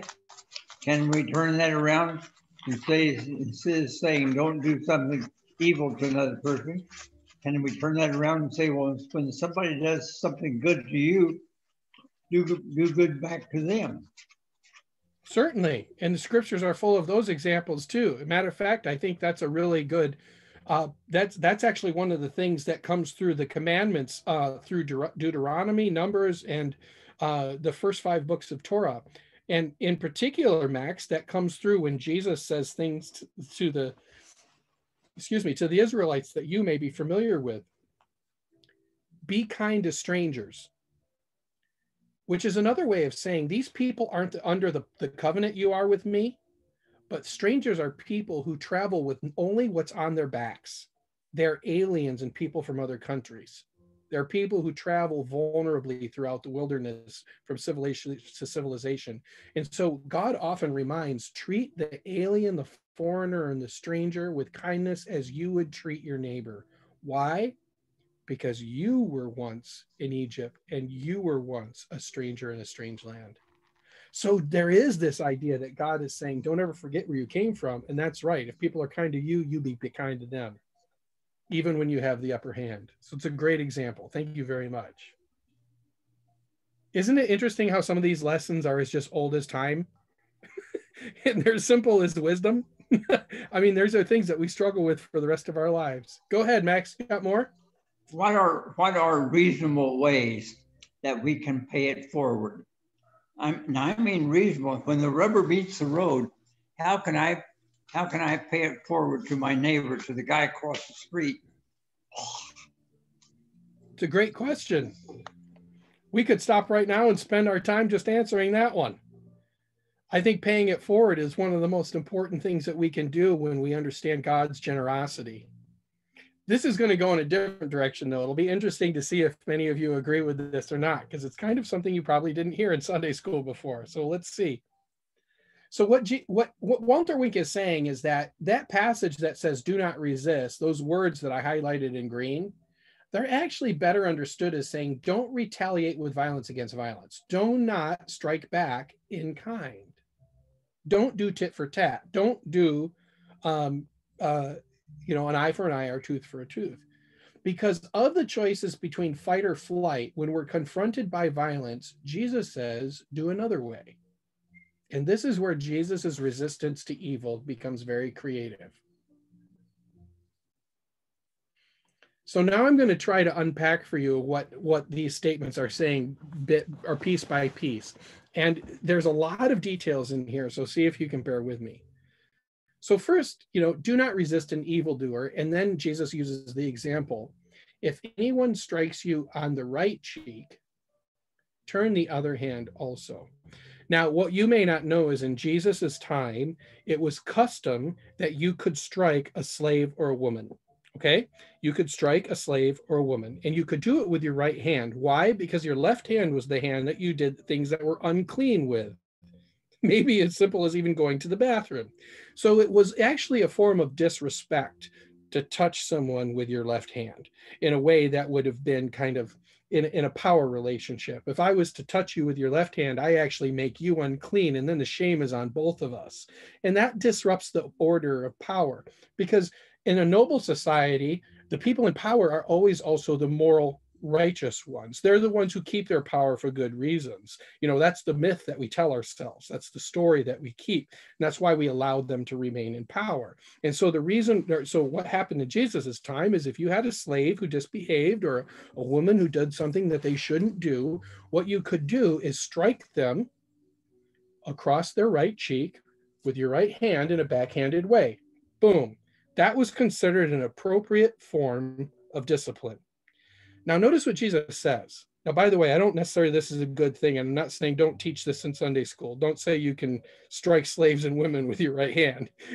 But what I'm saying is this was the culture of the time. And this was what people understood to be custom in Jesus's time. And of course, Jesus is talking to the people who in often case are the recipients of that discipline, because he's out in the countryside with peasants. You know, you don't even need to be a slave of mine. All I have to be is in a higher station than you. So if I was even perhaps a centurion or somebody who was a city leader, I might discipline you in this way by striking you with the back of my hand on the cheek. Well, this was an acceptable form of discipline. And what Jesus tells the recipient to do is to not turn the other cheek so they can get hit a second time. Walter Wink says, what happens to somebody when you have to strike somebody only with the right hand in the back of your hand and they turn the other cheek? What do? You actually can't hit them that way. The only way you can hit the other cheek is to do one of two things. Either swing back the right side, which means you strike them with the front of your hand, or do with a closed fist.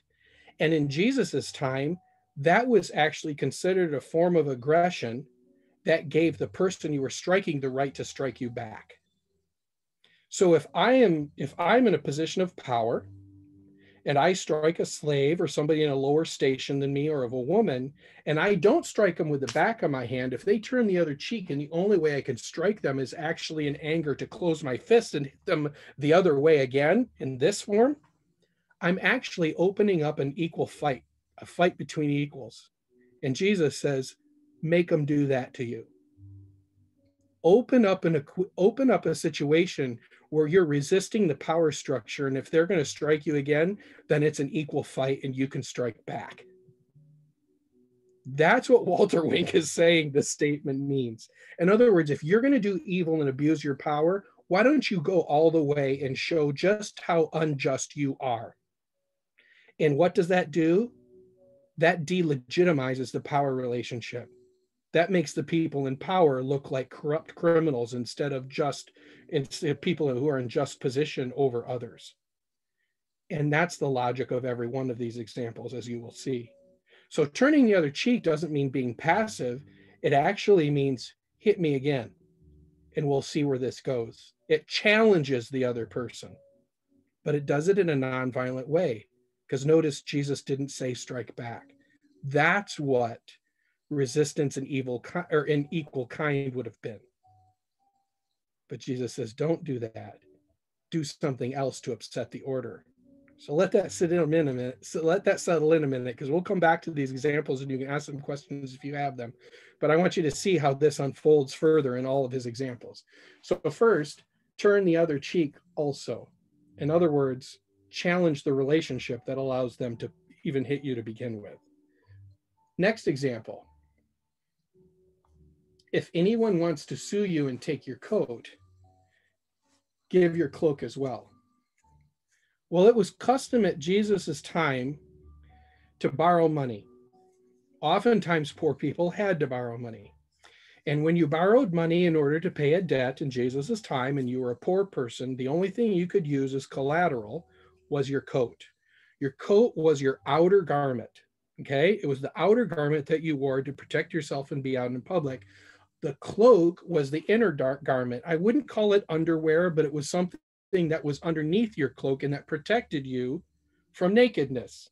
So if you took off your coat, you still weren't naked, okay? Because you had a cloak on underneath. And remember, this is in Jesus' time, and I don't think we're talking about things like underwear. So there's just two layers of clothing, coat and cloak. So it was customary to give up your coat for someone when you borrowed money. So if Darcy, if I borrowed money from Darcy, for collateral, I would give her my coat to keep during the day. Now, it was actually customary that I could get it back at night. Why? Because I deserved to survive. But the very next day, I'll get it back at night to stay warm, but the very next day I got to give it back to her. Well, in this case, what often happens is that the poor would become abused. And let's say, I did borrow money from Darcy, and she decides to persecute me to pay her back. And of course, I'm poor and I'm doing the best I can, and I can't always pay back. And if you know anything about the economy in Jesus's time, it was an economy where every day was economically independent for the poor. If you did not have land that you could call yours and be yours, you were by probably a laborer who got paid every day for your work. You didn't work, you didn't get paid. Okay, that's why the story of the unjust, or excuse me, it's not the unjust judge, it's the story of the vineyard keeper is such an interesting one if you're familiar with that parable, because the owner of the vineyard pays everybody at the end of the day, because that's how it worked in Jesus's time. But of course, what's the scandal in that parable is that he pays everybody the same amount, whether they went to work early in the morning or late in the afternoon. And that's the moral of that story. But it's a good example. It's a good example of how the economy worked in Jesus's time, was everybody got paid. Well, if you got sick, you couldn't work that day, and maybe I couldn't pay Darcy what I owe her. Or maybe I'm in a family and my wife or my child got sick, and that means I've got to care for them and I can't work and pay the money that I owe her. So many things could fall outside of your control. Anybody who lives paycheck to paycheck or monthly deposit to monthly deposit knows what I'm talking about. Well, in Jesus's time, people who lent money, and they didn't lend with interest, they were just supposed to be paid back the same. People who lent money could decide to keep your coat. That was the way that they would get their collateral back. And Jesus would have seen that as an unjust system. Now, there's an interesting thing here then this is the part that I think is going to make us all blush a little bit, okay? Because it's going to be about nakedness. So I warn you up front now, this is PG-13, and is everybody here over 13? Okay, I just want to make sure everybody here is of age. Yeah, Scott's not sure, so we'll leave Scott. He can turn it on and off as needed. But one of the things that you may not know about is that under the law, nakedness operated differently than it did to us today. Being naked was a form of vulnerability, and frankly, it was a form of uncleanliness for some people. The system that Jesus operates in is a shame system. Okay, it's not unlike our system today, but it is different, and that is that you followed rules in order to stay within the law, and if you went outside the law, that was a shame system. You weren't supposed to be outside the law. That's why sinners were looked down upon, right? And so if you fell outside the law, that was something you felt shameful for, and you deserved consequences for it. Well, unlike, I don't know about you, but in our culture, if somebody sees you naked, you're the one who's embarrassed. So if I accidentally walk into the woman's bathroom, which has happened before because I wasn't paying attention, I go, oh my gosh, and I walk out, I'm embarrassing the people that I've accidentally walked in upon, whether they're naked or not. I'm just in the wrong place or wrong time, right? And the same thing is true in any situation. When you see somebody naked, the embarrassment falls on the person who's naked. In Jesus's time, that wasn't true. In Jesus's time, remember, it's a shame system and it's a power system. And if you saw somebody naked, how many of you have ever seen somebody naked and the person who saw the other person started covering their eyes? Like, oh my gosh, put something on. Well, why is that? Because in Jesus's time, actually, if somebody did that, seeing somebody naked actually shamed the person who saw them, because they saw something they weren't supposed to see, and they're also seeing something that actually brings condemnation on them too, and shame and uncleanliness on them, because they're not supposed to see each other naked. And so you actually embarrass the other person more than you embarrass the person who's naked. That's one of the things that's so fascinating about this. And you remember, this is a time before regular clothes like you and I are talking about. It wasn't uncommon for people to even be crucified naked, because it was part of the shaming system. And so not everybody would be willing to look at that, because in certain understandings of the Jewish law, that brought shame upon everybody, not only the person that was naked, but the person who was seeing them. Well, Jesus is aware of this. So if Darcy's going to be so ruthless to demand my coat, Jesus says, give him your cloak too. And what does that mean? The person demanding payment's got to see you naked. And who's bringing that shame on? Them. It's a form of resistance and reversing power. It's a way of taking power when you have none. And so Jesus is saying to them, saying to them, if somebody sues you and takes your cloak, give them your cloak too. Fine, have it all. See what you've done to me and look what it does to you. It makes you ashamed and outside the law, just like you have put me outside what the law intends to do, which is to protect my dignity as well as yours. So again, another example of nonviolent resistance.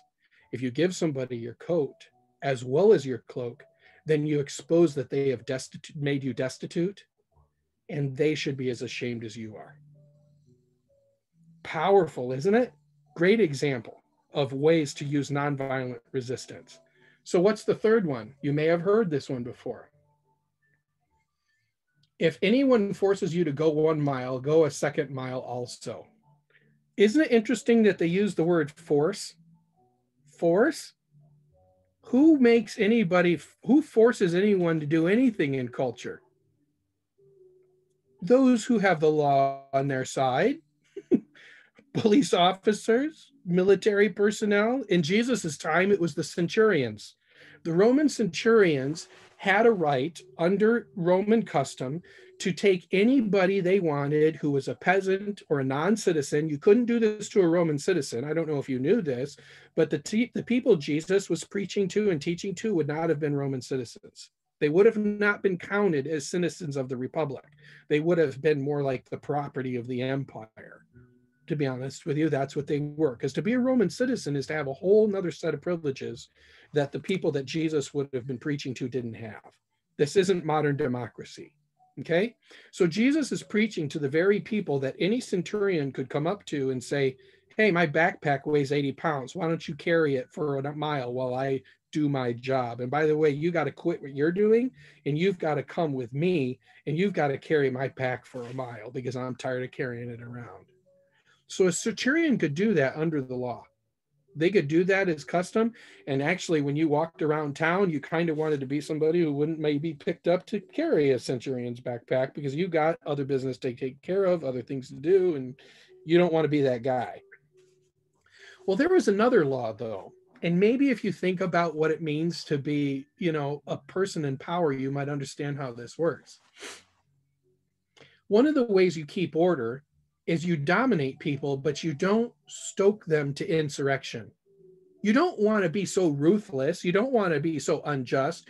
You don't want to be such a tyrant that you actually provoke resistance to your order, right? I mean, how many of us have watched good movies where that's exactly the dilemma that rulers are put in?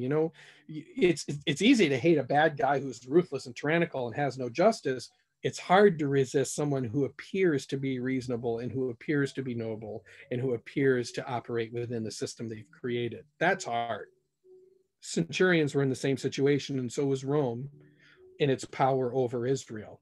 And so the centurions had the right to ask somebody to carry their pack for 1 mile, not 2. Why? It's an abuse of power. It makes a centurion look bad. And if I'm a centurion and I'm making a whole bunch of people who are under my control do all my work for me and I do nothing but tick them off and they organize an insurrection because me and other soldiers are being ruthless and abusing our power, guess who's going to come crawling down my shirt? My superiors.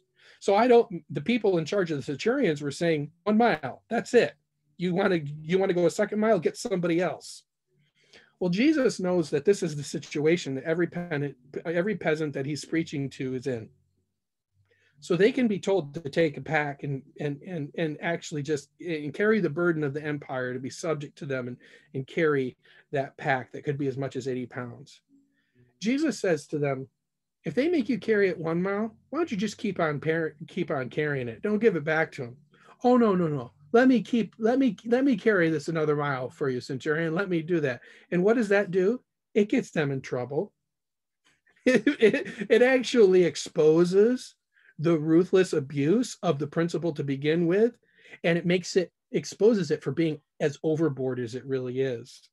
You see, if you think about this example, it's not really different than why Martin Luther King decided to go into Alabama and he chose Bull Connor as a target. Because see, Bull Connor was not a reasonable peacekeeper. He wasn't like Sheriff Pritchett, who has been another person who, when King came to town, he couldn't upset Pritchett like he could Bull Connor, and he knew Bull Connor would pull out the dogs, pull out the fire hoses, and make a scene. So that's where he went to expose the evils of racism. He went to the places where people would overreact and expose its true evils. That's no different than what's happening here. Jesus is saying, expose the abuse for what it is. Turn the other cheek. Go the extra mile. Give them your cloak. Because this is an occupation and it's not just. How many of you find this hard to swallow? Does this sound like the Jesus you were taught about in Sunday school? Walter Wink is suggesting that this is exactly what Jesus is gently encouraging the people to do. Because for him, hating the enemy through retaliation is not going to work. What is going to work is upsetting the order, changing the hearts of the people in repentance, not only the oppressor, but the oppressed. That's what's going to expose this situation and change people's behavior and create a new way of being in the world. Not where Rome is in charge, but God on earth as it is in heaven. That's what the aim is of all of this nonviolent resistance. So Walter Wink is suggesting that this is what these three examples mean. Before I go on, I want to give you a chance to respond to what I just shared with you, and that's in Walter Wink's book. What do you think about this interpretation of what Matthew 5 means? Do you think it's something you can accept? Do you like it? Or are you still letting it sink in? I'll go ahead, Lyle and Marlene. Yes, well, you know, I had read that a long time ago when I was preparing for a sermon, what that meant and all those things that you shared.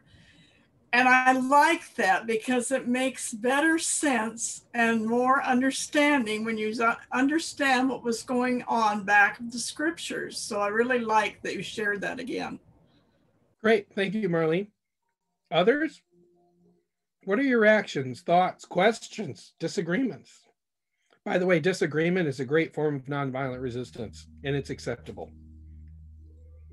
Go ahead, Darcy. I guess because of the lectionary, I've heard the turn the other cheek example and the centurion's second mile example, but this whole cloak and being naked, you know, I guess nobody dared preach on that from the pulpit on Sunday morning, because that was the one that was just blowing my mind, that, you know, allowing yourself to be naked didn't shame you, it shamed the other, the one that caused your nakedness. And that was that, when I read that, that was really blowing my mind to try to understand that and be willing to shed my cloak to, I'm exposing myself to expose their abuse of power, basically. Yeah. Yes. It's a very interesting dynamic that runs in a couple of places in the Old Testament. And to be honest with you, I wish I would have, I should have thought about writing down some of the passages in Leviticus and other places that kind of substantiate what Walter Wink is saying. But you get kind of a clue of this dynamic that Walter Wink is talking about if you're a close reader of the Noah story. And you might, I mean, I don't know if you guys have read the Noah story in a while. I don't know if the last time you read Genesis, but the Noah story is actually a pretty tragic story. And at the end of the Noah story, Noah gets drunk and he falls asleep and passes out, and his family sees him naked. And there's this passage in it where you're reading it and you're like, why is everybody flying off the handle about this? You know, if you're not aware of the culture in Torah at the time, your mind is thinking, well, maybe it's alcoholism, and so that's just a bad thing, and so they're all getting angry because this guy needs an intervention, or maybe it's, you know, you saw him naked, and so that's just a bad thing, and you know that's embarrassing for him because he's a man. But actually, what's happening there is there's a very tense interaction that evolves around being outside of the law for both of them, and so there's shame on everybody in that situation. And that's why there's such this strong reaction, because when you fall outside of the law, you basically are saying, by making this mistake, that the fortunes, God's will in my life and my fortunes could turn because I've just sinned. I've done something unclean. I've done something against the gods, so to speak.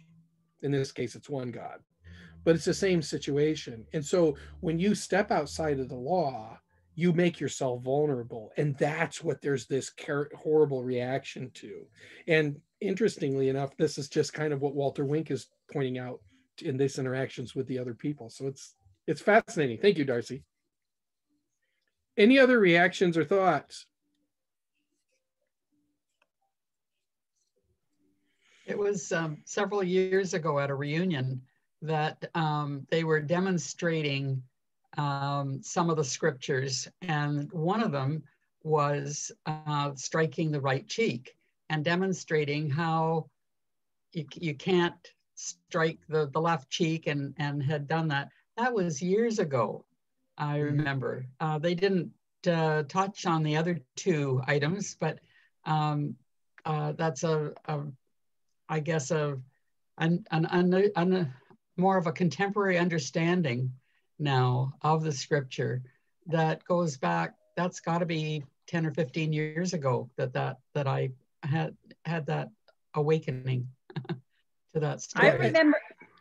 Go ahead. I remember that too, Anne. Somehow that stuck in my mind. Yeah, I think it was up at Naronto.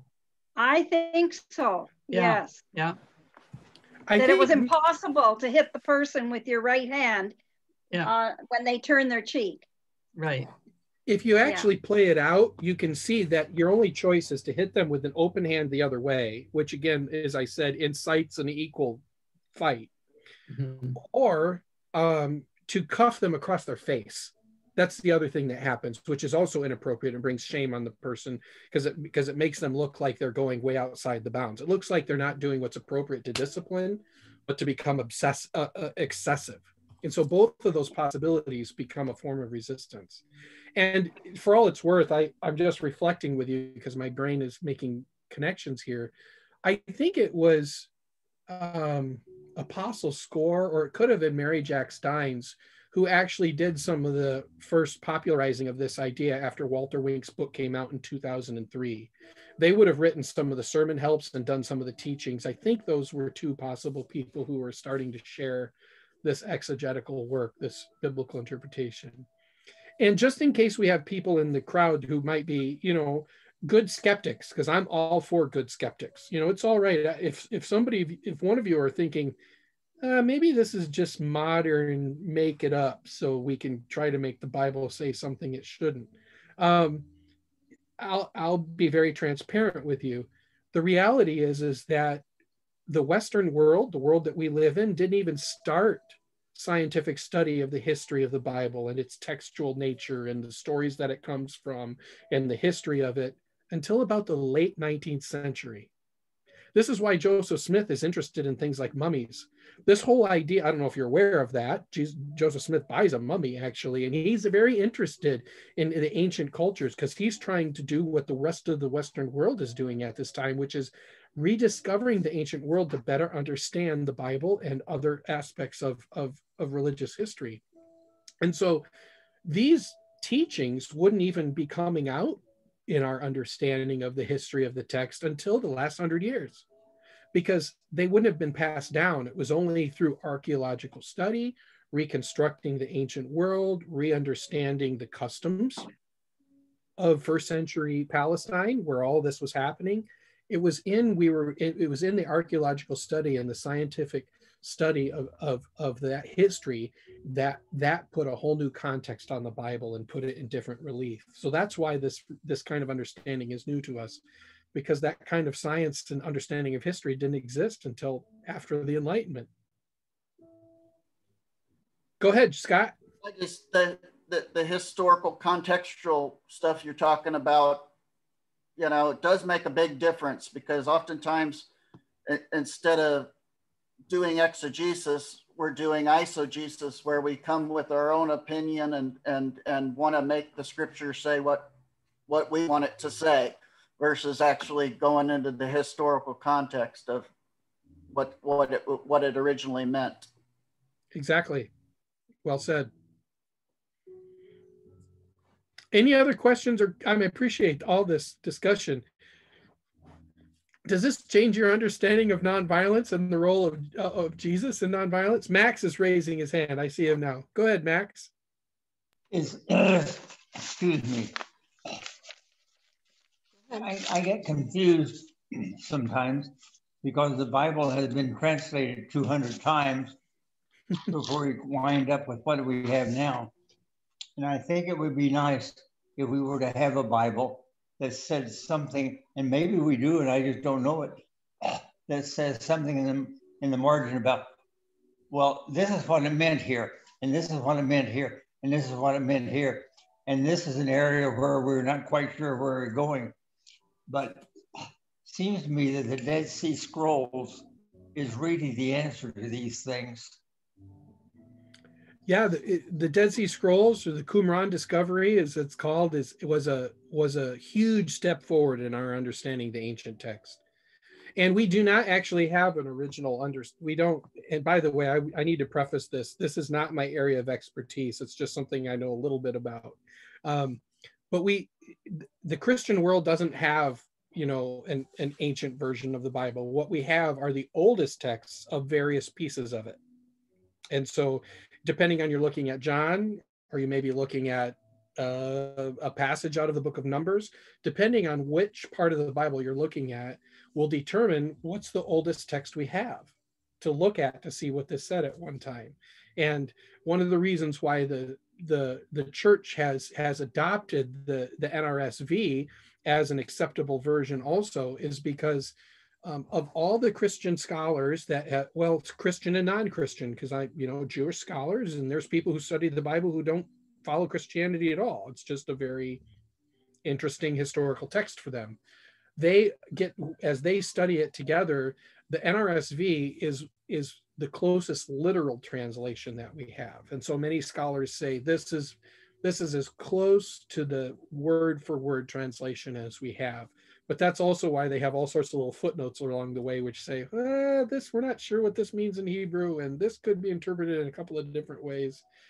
But this kind of stuff that Walter Wink is introducing us to it really does two things that are really helpful. One, he helps us understand a Greek word that we only understand as do not resist.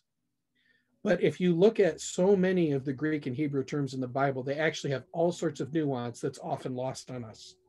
And so by helping us unpack those terms, he gives us a little bit better understanding just from knowing the word. But then what he does, as you can tell, is he takes that word and puts it in the context of what? The Jewish religion that the listeners would have known, first of all, which is Old Testament. And second of all, the rules and the customs of the time. And by the way, I have one last piece that I want to add to you if I haven't bored you to death yet, because I think this is this is the great opportunity to share this too. Of the three stories, the one about the centurion references a rule of Rome. Okay, so Rome was the one that said, don't go the extra mile. Roman centurions would not have largely been Jews. They would not have been subject to the law. They would not have lived under Torah. They wouldn't have cared what the Pharisees were arguing about, because the Pharisees were arguing about Torah, the Old Testament. What we know is the Old Testament, the first 5 books of the Bible, which is understood as Torah. The other two are ways that Jesus uses the law itself to prescribe ways of resistance. So what does that tell you about who lent money to whom? Jesus is talking about people who lend money to the poor within the Jewish community itself. Because somebody who is Roman doesn't care about a cloak or a coat, whatever. He's a Gentile. The shame comes from the fact that they live under the Torah too. And so he's talking about internal class struggles within Israel itself. Same thing for the turning the other cheek. In Israel itself, there were populations and groups that had power over each other. And if you read the Old Testament very closely, the Torah is very interested in how these different power groups interrelate with each other. And there's a reason why the prophets keep saying orphans, widows, strangers, care for them. Make them a part of your community. Why? Because outside of those commandments, they are not anybody in Torah. They're not property owners. They're not men. And they belong to somebody else. And once you've become a widow or a child, you're no longer part of a family, not an economic unit that will keep you alive. And if you're a foreigner, you're outside of Israel altogether. So those three groups are what we would call as vulnerable groups. And so what you're hearing Jesus say is he is holding these internal power dynamics within Israel itself. He's holding them accountable to justice and equality and a sense of non-abuse. Do not abuse your station. Do not abuse your privilege, but be just. Why? And this is where you get to the back of the passage, to the bottom of the passage. Because when it rains, it falls on the just and the unjust. And when the sun rises, it falls on, or it rises on the good and the bad. Make sure you keep your eyes on the fact that you are not the one who determines justice. It's God. This turns the whole passage upside down. Rereading it in this way turns the whole passage upside down. It is not a warning to those who are vulnerable. It's a warning to those who are in power. It's actually a very revolutionary passage. And can you imagine what this would have sounded like as a stump speech? As a stump speech on Sermon on the Mount? I mean, Jesus is a wandering, itinerant, homeless prophet. He's a rabbi, and he's teaching these things, and he's actually empowering people. It's actually pretty revolutionary, and it's pretty risky.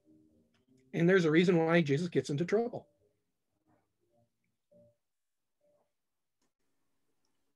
Go ahead, Scott. I used the NRSV back in '95 when I went to seminary. Did I hear you say that the church now uses that as their Bible translation? Well, this is an interesting question. So the church doesn't have an official position other than the three standard books. Okay. And the three standard books as an official position is actually the inspired version. Okay. But that is not to say, and there's actually been very interesting writing and talking about this, because in most of our minds, we assume that the church does kind of have an official position on what the right version of the Bible is, but it really doesn't. What it says is that our LDS church has these three standard books, but it doesn't exclude the fact that an NRSV is also a valid translation. That's why in the lectionary, you kind of get both. It's like if you use the one of the standard books, you can look at this one, and if you're using the NRSV or the NIV, or the Message, or that you have these other passages. So yes, you can use either. I think the reason they used the NRSV in seminary was that it had more inclusive language, as well as they thought it was more scholarly. Well, in of course, traditional Christian, in contemporary Christian theology, that's true. That's kind of the position of it. But of course, if you go up to a biblical theologian outside of the LDS and RLDS circles and you say the inspired version, they won't have any idea what you're talking about.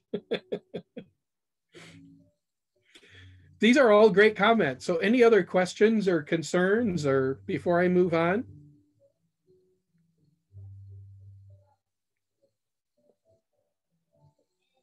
Well, you guys are a great group.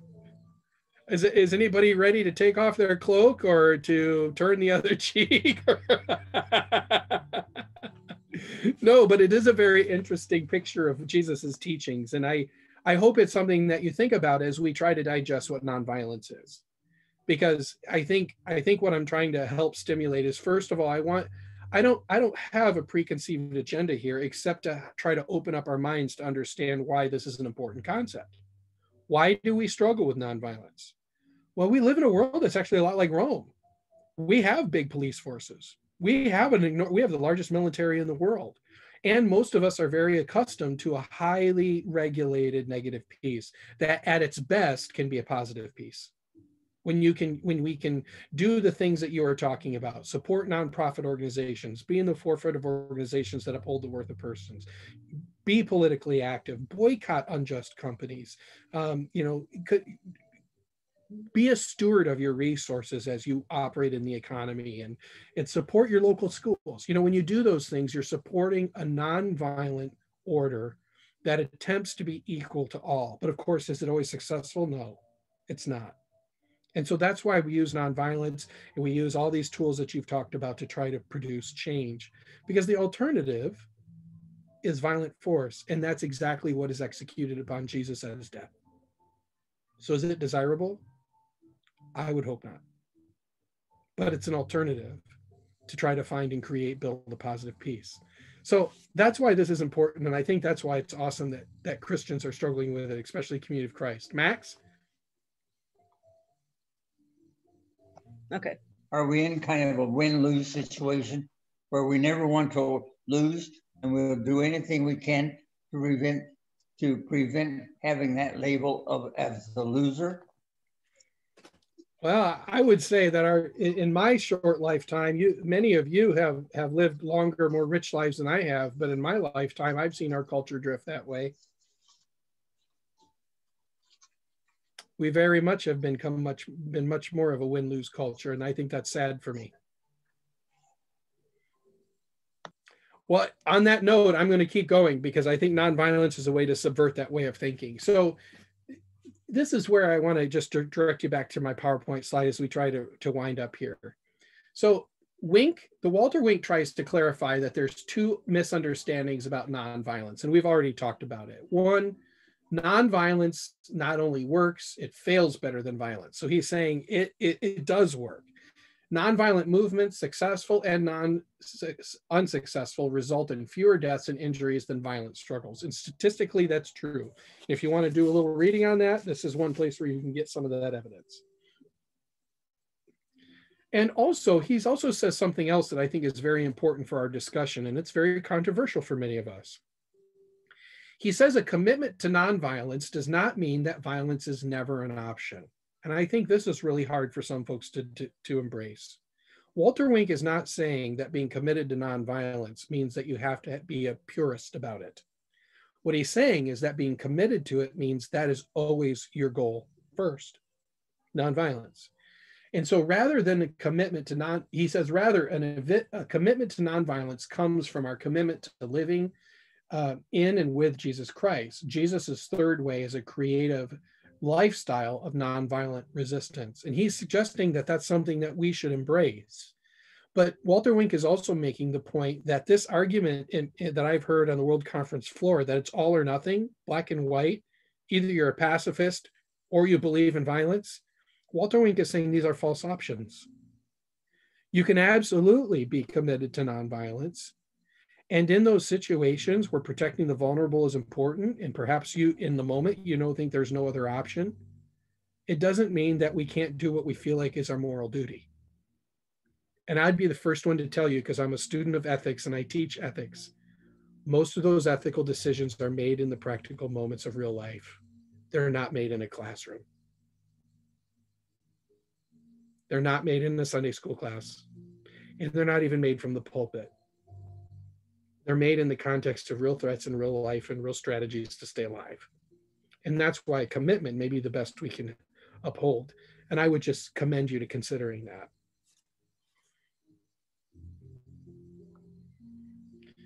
In sum, Jesus calls us to love our enemies, but the means of nonviolence that he suggests it's powerful because they're commensurate with the new order. In other words, nonviolence is the way of shalom. So the ends are in the means, is the way the argument goes. When you're nonviolent, then you uphold that special order, that new order of positive peace from the beginning as you seek transformation. Nonviolence does respect the rule of law. If you read Martin Luther King very carefully, he did respect the law. What he didn't respect were unjust laws. Rooting out violence starts with rooting out the violence within us. And I think this is one of the really important pieces that Steve Veazey and others lift up. when we are politically active or involve ourselves in nonviolence, that first we have to root out the violence in us. If you're not familiar with the training for nonviolent direct action, that I keep using the King movement because I know it best. There was actual training that many of the activists underwent to root out the violent reactions within themselves. And that kind of preparation is very important. And I think it's very important to Walter Wink. Nonviolence is not a law that we must follow. It is a gift that we can choose to use. That's what Walter Wink's position is. Again, it goes back to the idea that we don't have to be a purist about nonviolence, but we can receive it as a gift and an opportunity to make change that way.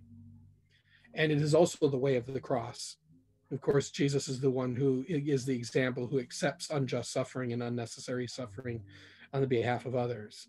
And so this nonviolence is the way of the cross, according to Walter Wink. And I think it's something for us to think about as we consider and understand what our faith means to us. That's the end of my presentation, friends. Do any closing comments, concerns, characterizations, stories, or otherwise? Darcy? Matt, I just want to bring up that in Walter Wink's book, you've kind of covered the beginning of the book, and he really brings it to the modern world and ways that we as Christians now, you know, we're not going to run around naked. Well, I hope not anyway. But he brings out very specific instances of being nonviolent in the way that Jesus is representing in our context today. And I found that very interesting in the book. Difficult to do in my opinion, because it's such a different way of thinking. I was not brought up with this type of thinking at all.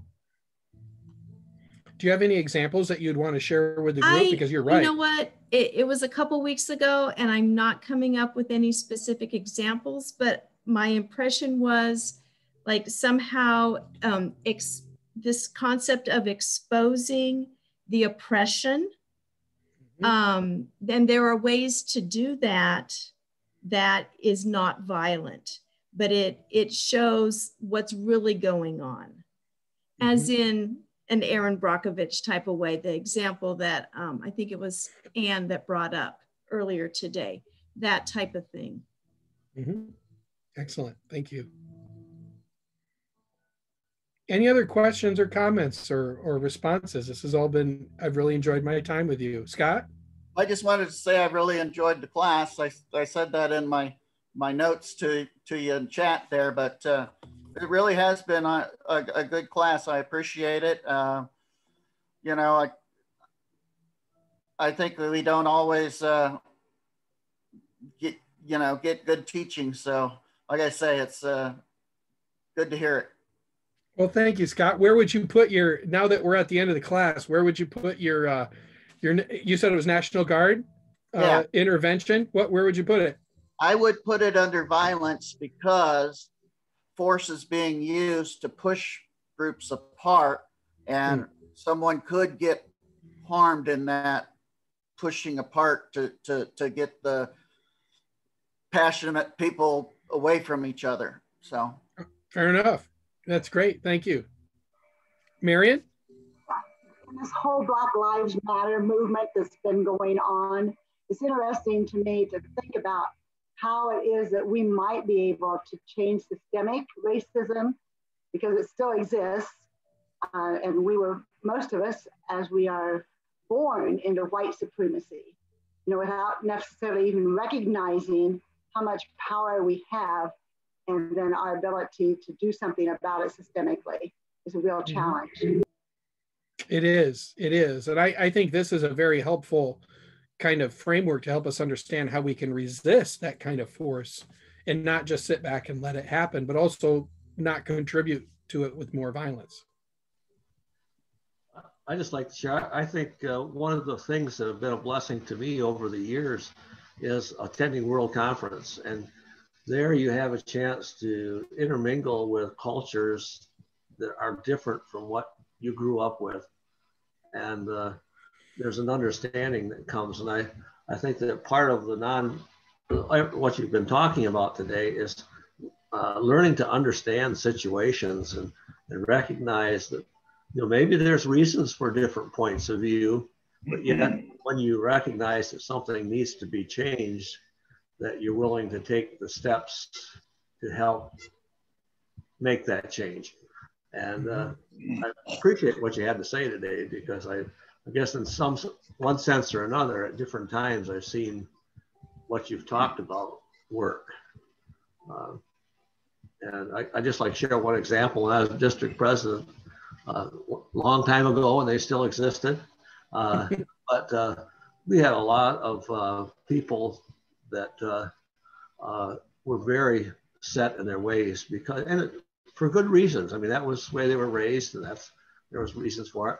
But if you could get with them, and when it worked out, that you could get with them and just have a good discussion, and it respected their points of view, and they had a chance to respect your point of view, you found that everybody gained, and there was something that ended up as a result that was something in between where they were at and what we were at. And it wasn't that opinions were completely changed, but there was a better understanding, and it wasn't a case then of my way or no way.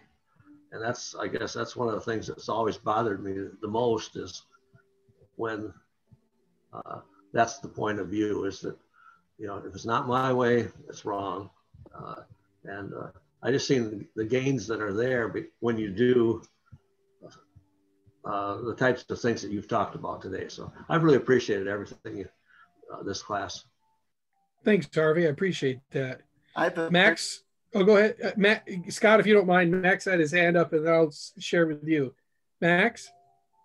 I think all of these things we're talking about, change and that kind of thing, are very slow in coming. It takes generations for us to recognize the value of other people, because what we live with is what is in our neighborhood, across the street, around the corner, wherever. And those are the people that we know as Juan, Jose, and all of those Mexican names. And when I moved to McAllen, the predominant language was English. And if you did not speak English, you had a hard time communicating with anybody. But now, after 25 years or so, those people who were, what do I call them? Second-class citizens are now first-class citizens. They own property, they own businesses, they raise families who are God-fearing and go to school. They make sure that they go to school. Of course, the laws take care of that also. But our lives change. And somebody said, the only thing that is consistent is change. And I think that is certainly true. That when I came to McAllen, everybody spoke English. And now, if you don't speak Spanish, you have a hard time conducting business or talking to anybody here. So I don't speak much Spanish. Well, I've learned in the church that if you can speak two languages, you're bilingual. If you can speak 3 languages, you're trilingual. And some people even say, quadlingual. And I know Bunda Chibwe can speak 5 languages. Do you know if you can speak 1 language, what you are? You're American. Which is really an unfortunate answer, because it's actually a jab against English-speaking Americans to even think that non-Americans don't speak just English is part of the problem. So I want to point out the irony of what I just said. But it's also a good indictment to remember that English is not American. We all need to learn how to speak different languages, and I'm as guilty as anybody else. Thank you. I just wanted to say that I like the listening circles and stuff that the church is doing now, like at world conferences and stuff, versus the debate on the floor, because it is good to hear the diverse backgrounds and how they have come to certain rationale and so forth, just because of where people are on the spectrum. I just think that listening circles was a good thing to add, versus just and trying to make things less debating. Well, thanks, Scott. I think you're going to see more of that consensus building process. There was a lot of effort that put into that, and I think we're going to see more of it. Okay, Matt, we can't thank you enough. I just have loved what you shared. It's just such an eye opener, and you gave so much information. I could sit and listen to you for several more hours. And so could I. It really reminds me that a few years ago, Lyle and I went on a peace relationship tour to Israel, and we are a part of a lot of that. And, you know, when we think of Israel, we always think of all this turmoil. And the thing that we learned from it is how much dialogue is open between the Christians and the Jews and the Arabs. And this just reminds me of it all, that just talking out and sharing is wonderful. And I was thinking you should come back tomorrow, because you should give us a test and then make all these examples of this thing and say, is this true or false? That we should respond to a statement that you've made. So I really like it. And I want you to all know that this is recorded. So if you want an opportunity to listen to it again, you will have that opportunity. But thank you, thank you, thank you. And thank you all for coming. And I want to remind you that tonight, Catherine Striley from Florida will be speaking at our worship service at 7 o'clock, and Zoom will be opened up at 6:30. So thank you everyone for being here. God bless. Blessings, everyone. And thank you for the comments. I read them all. I appreciate it very much. They're very heartfelt. It's great to be with you. Thank you so much, Matt. Thank you. Bye. Bye, everybody. Good afternoon. Bye-bye. Bye.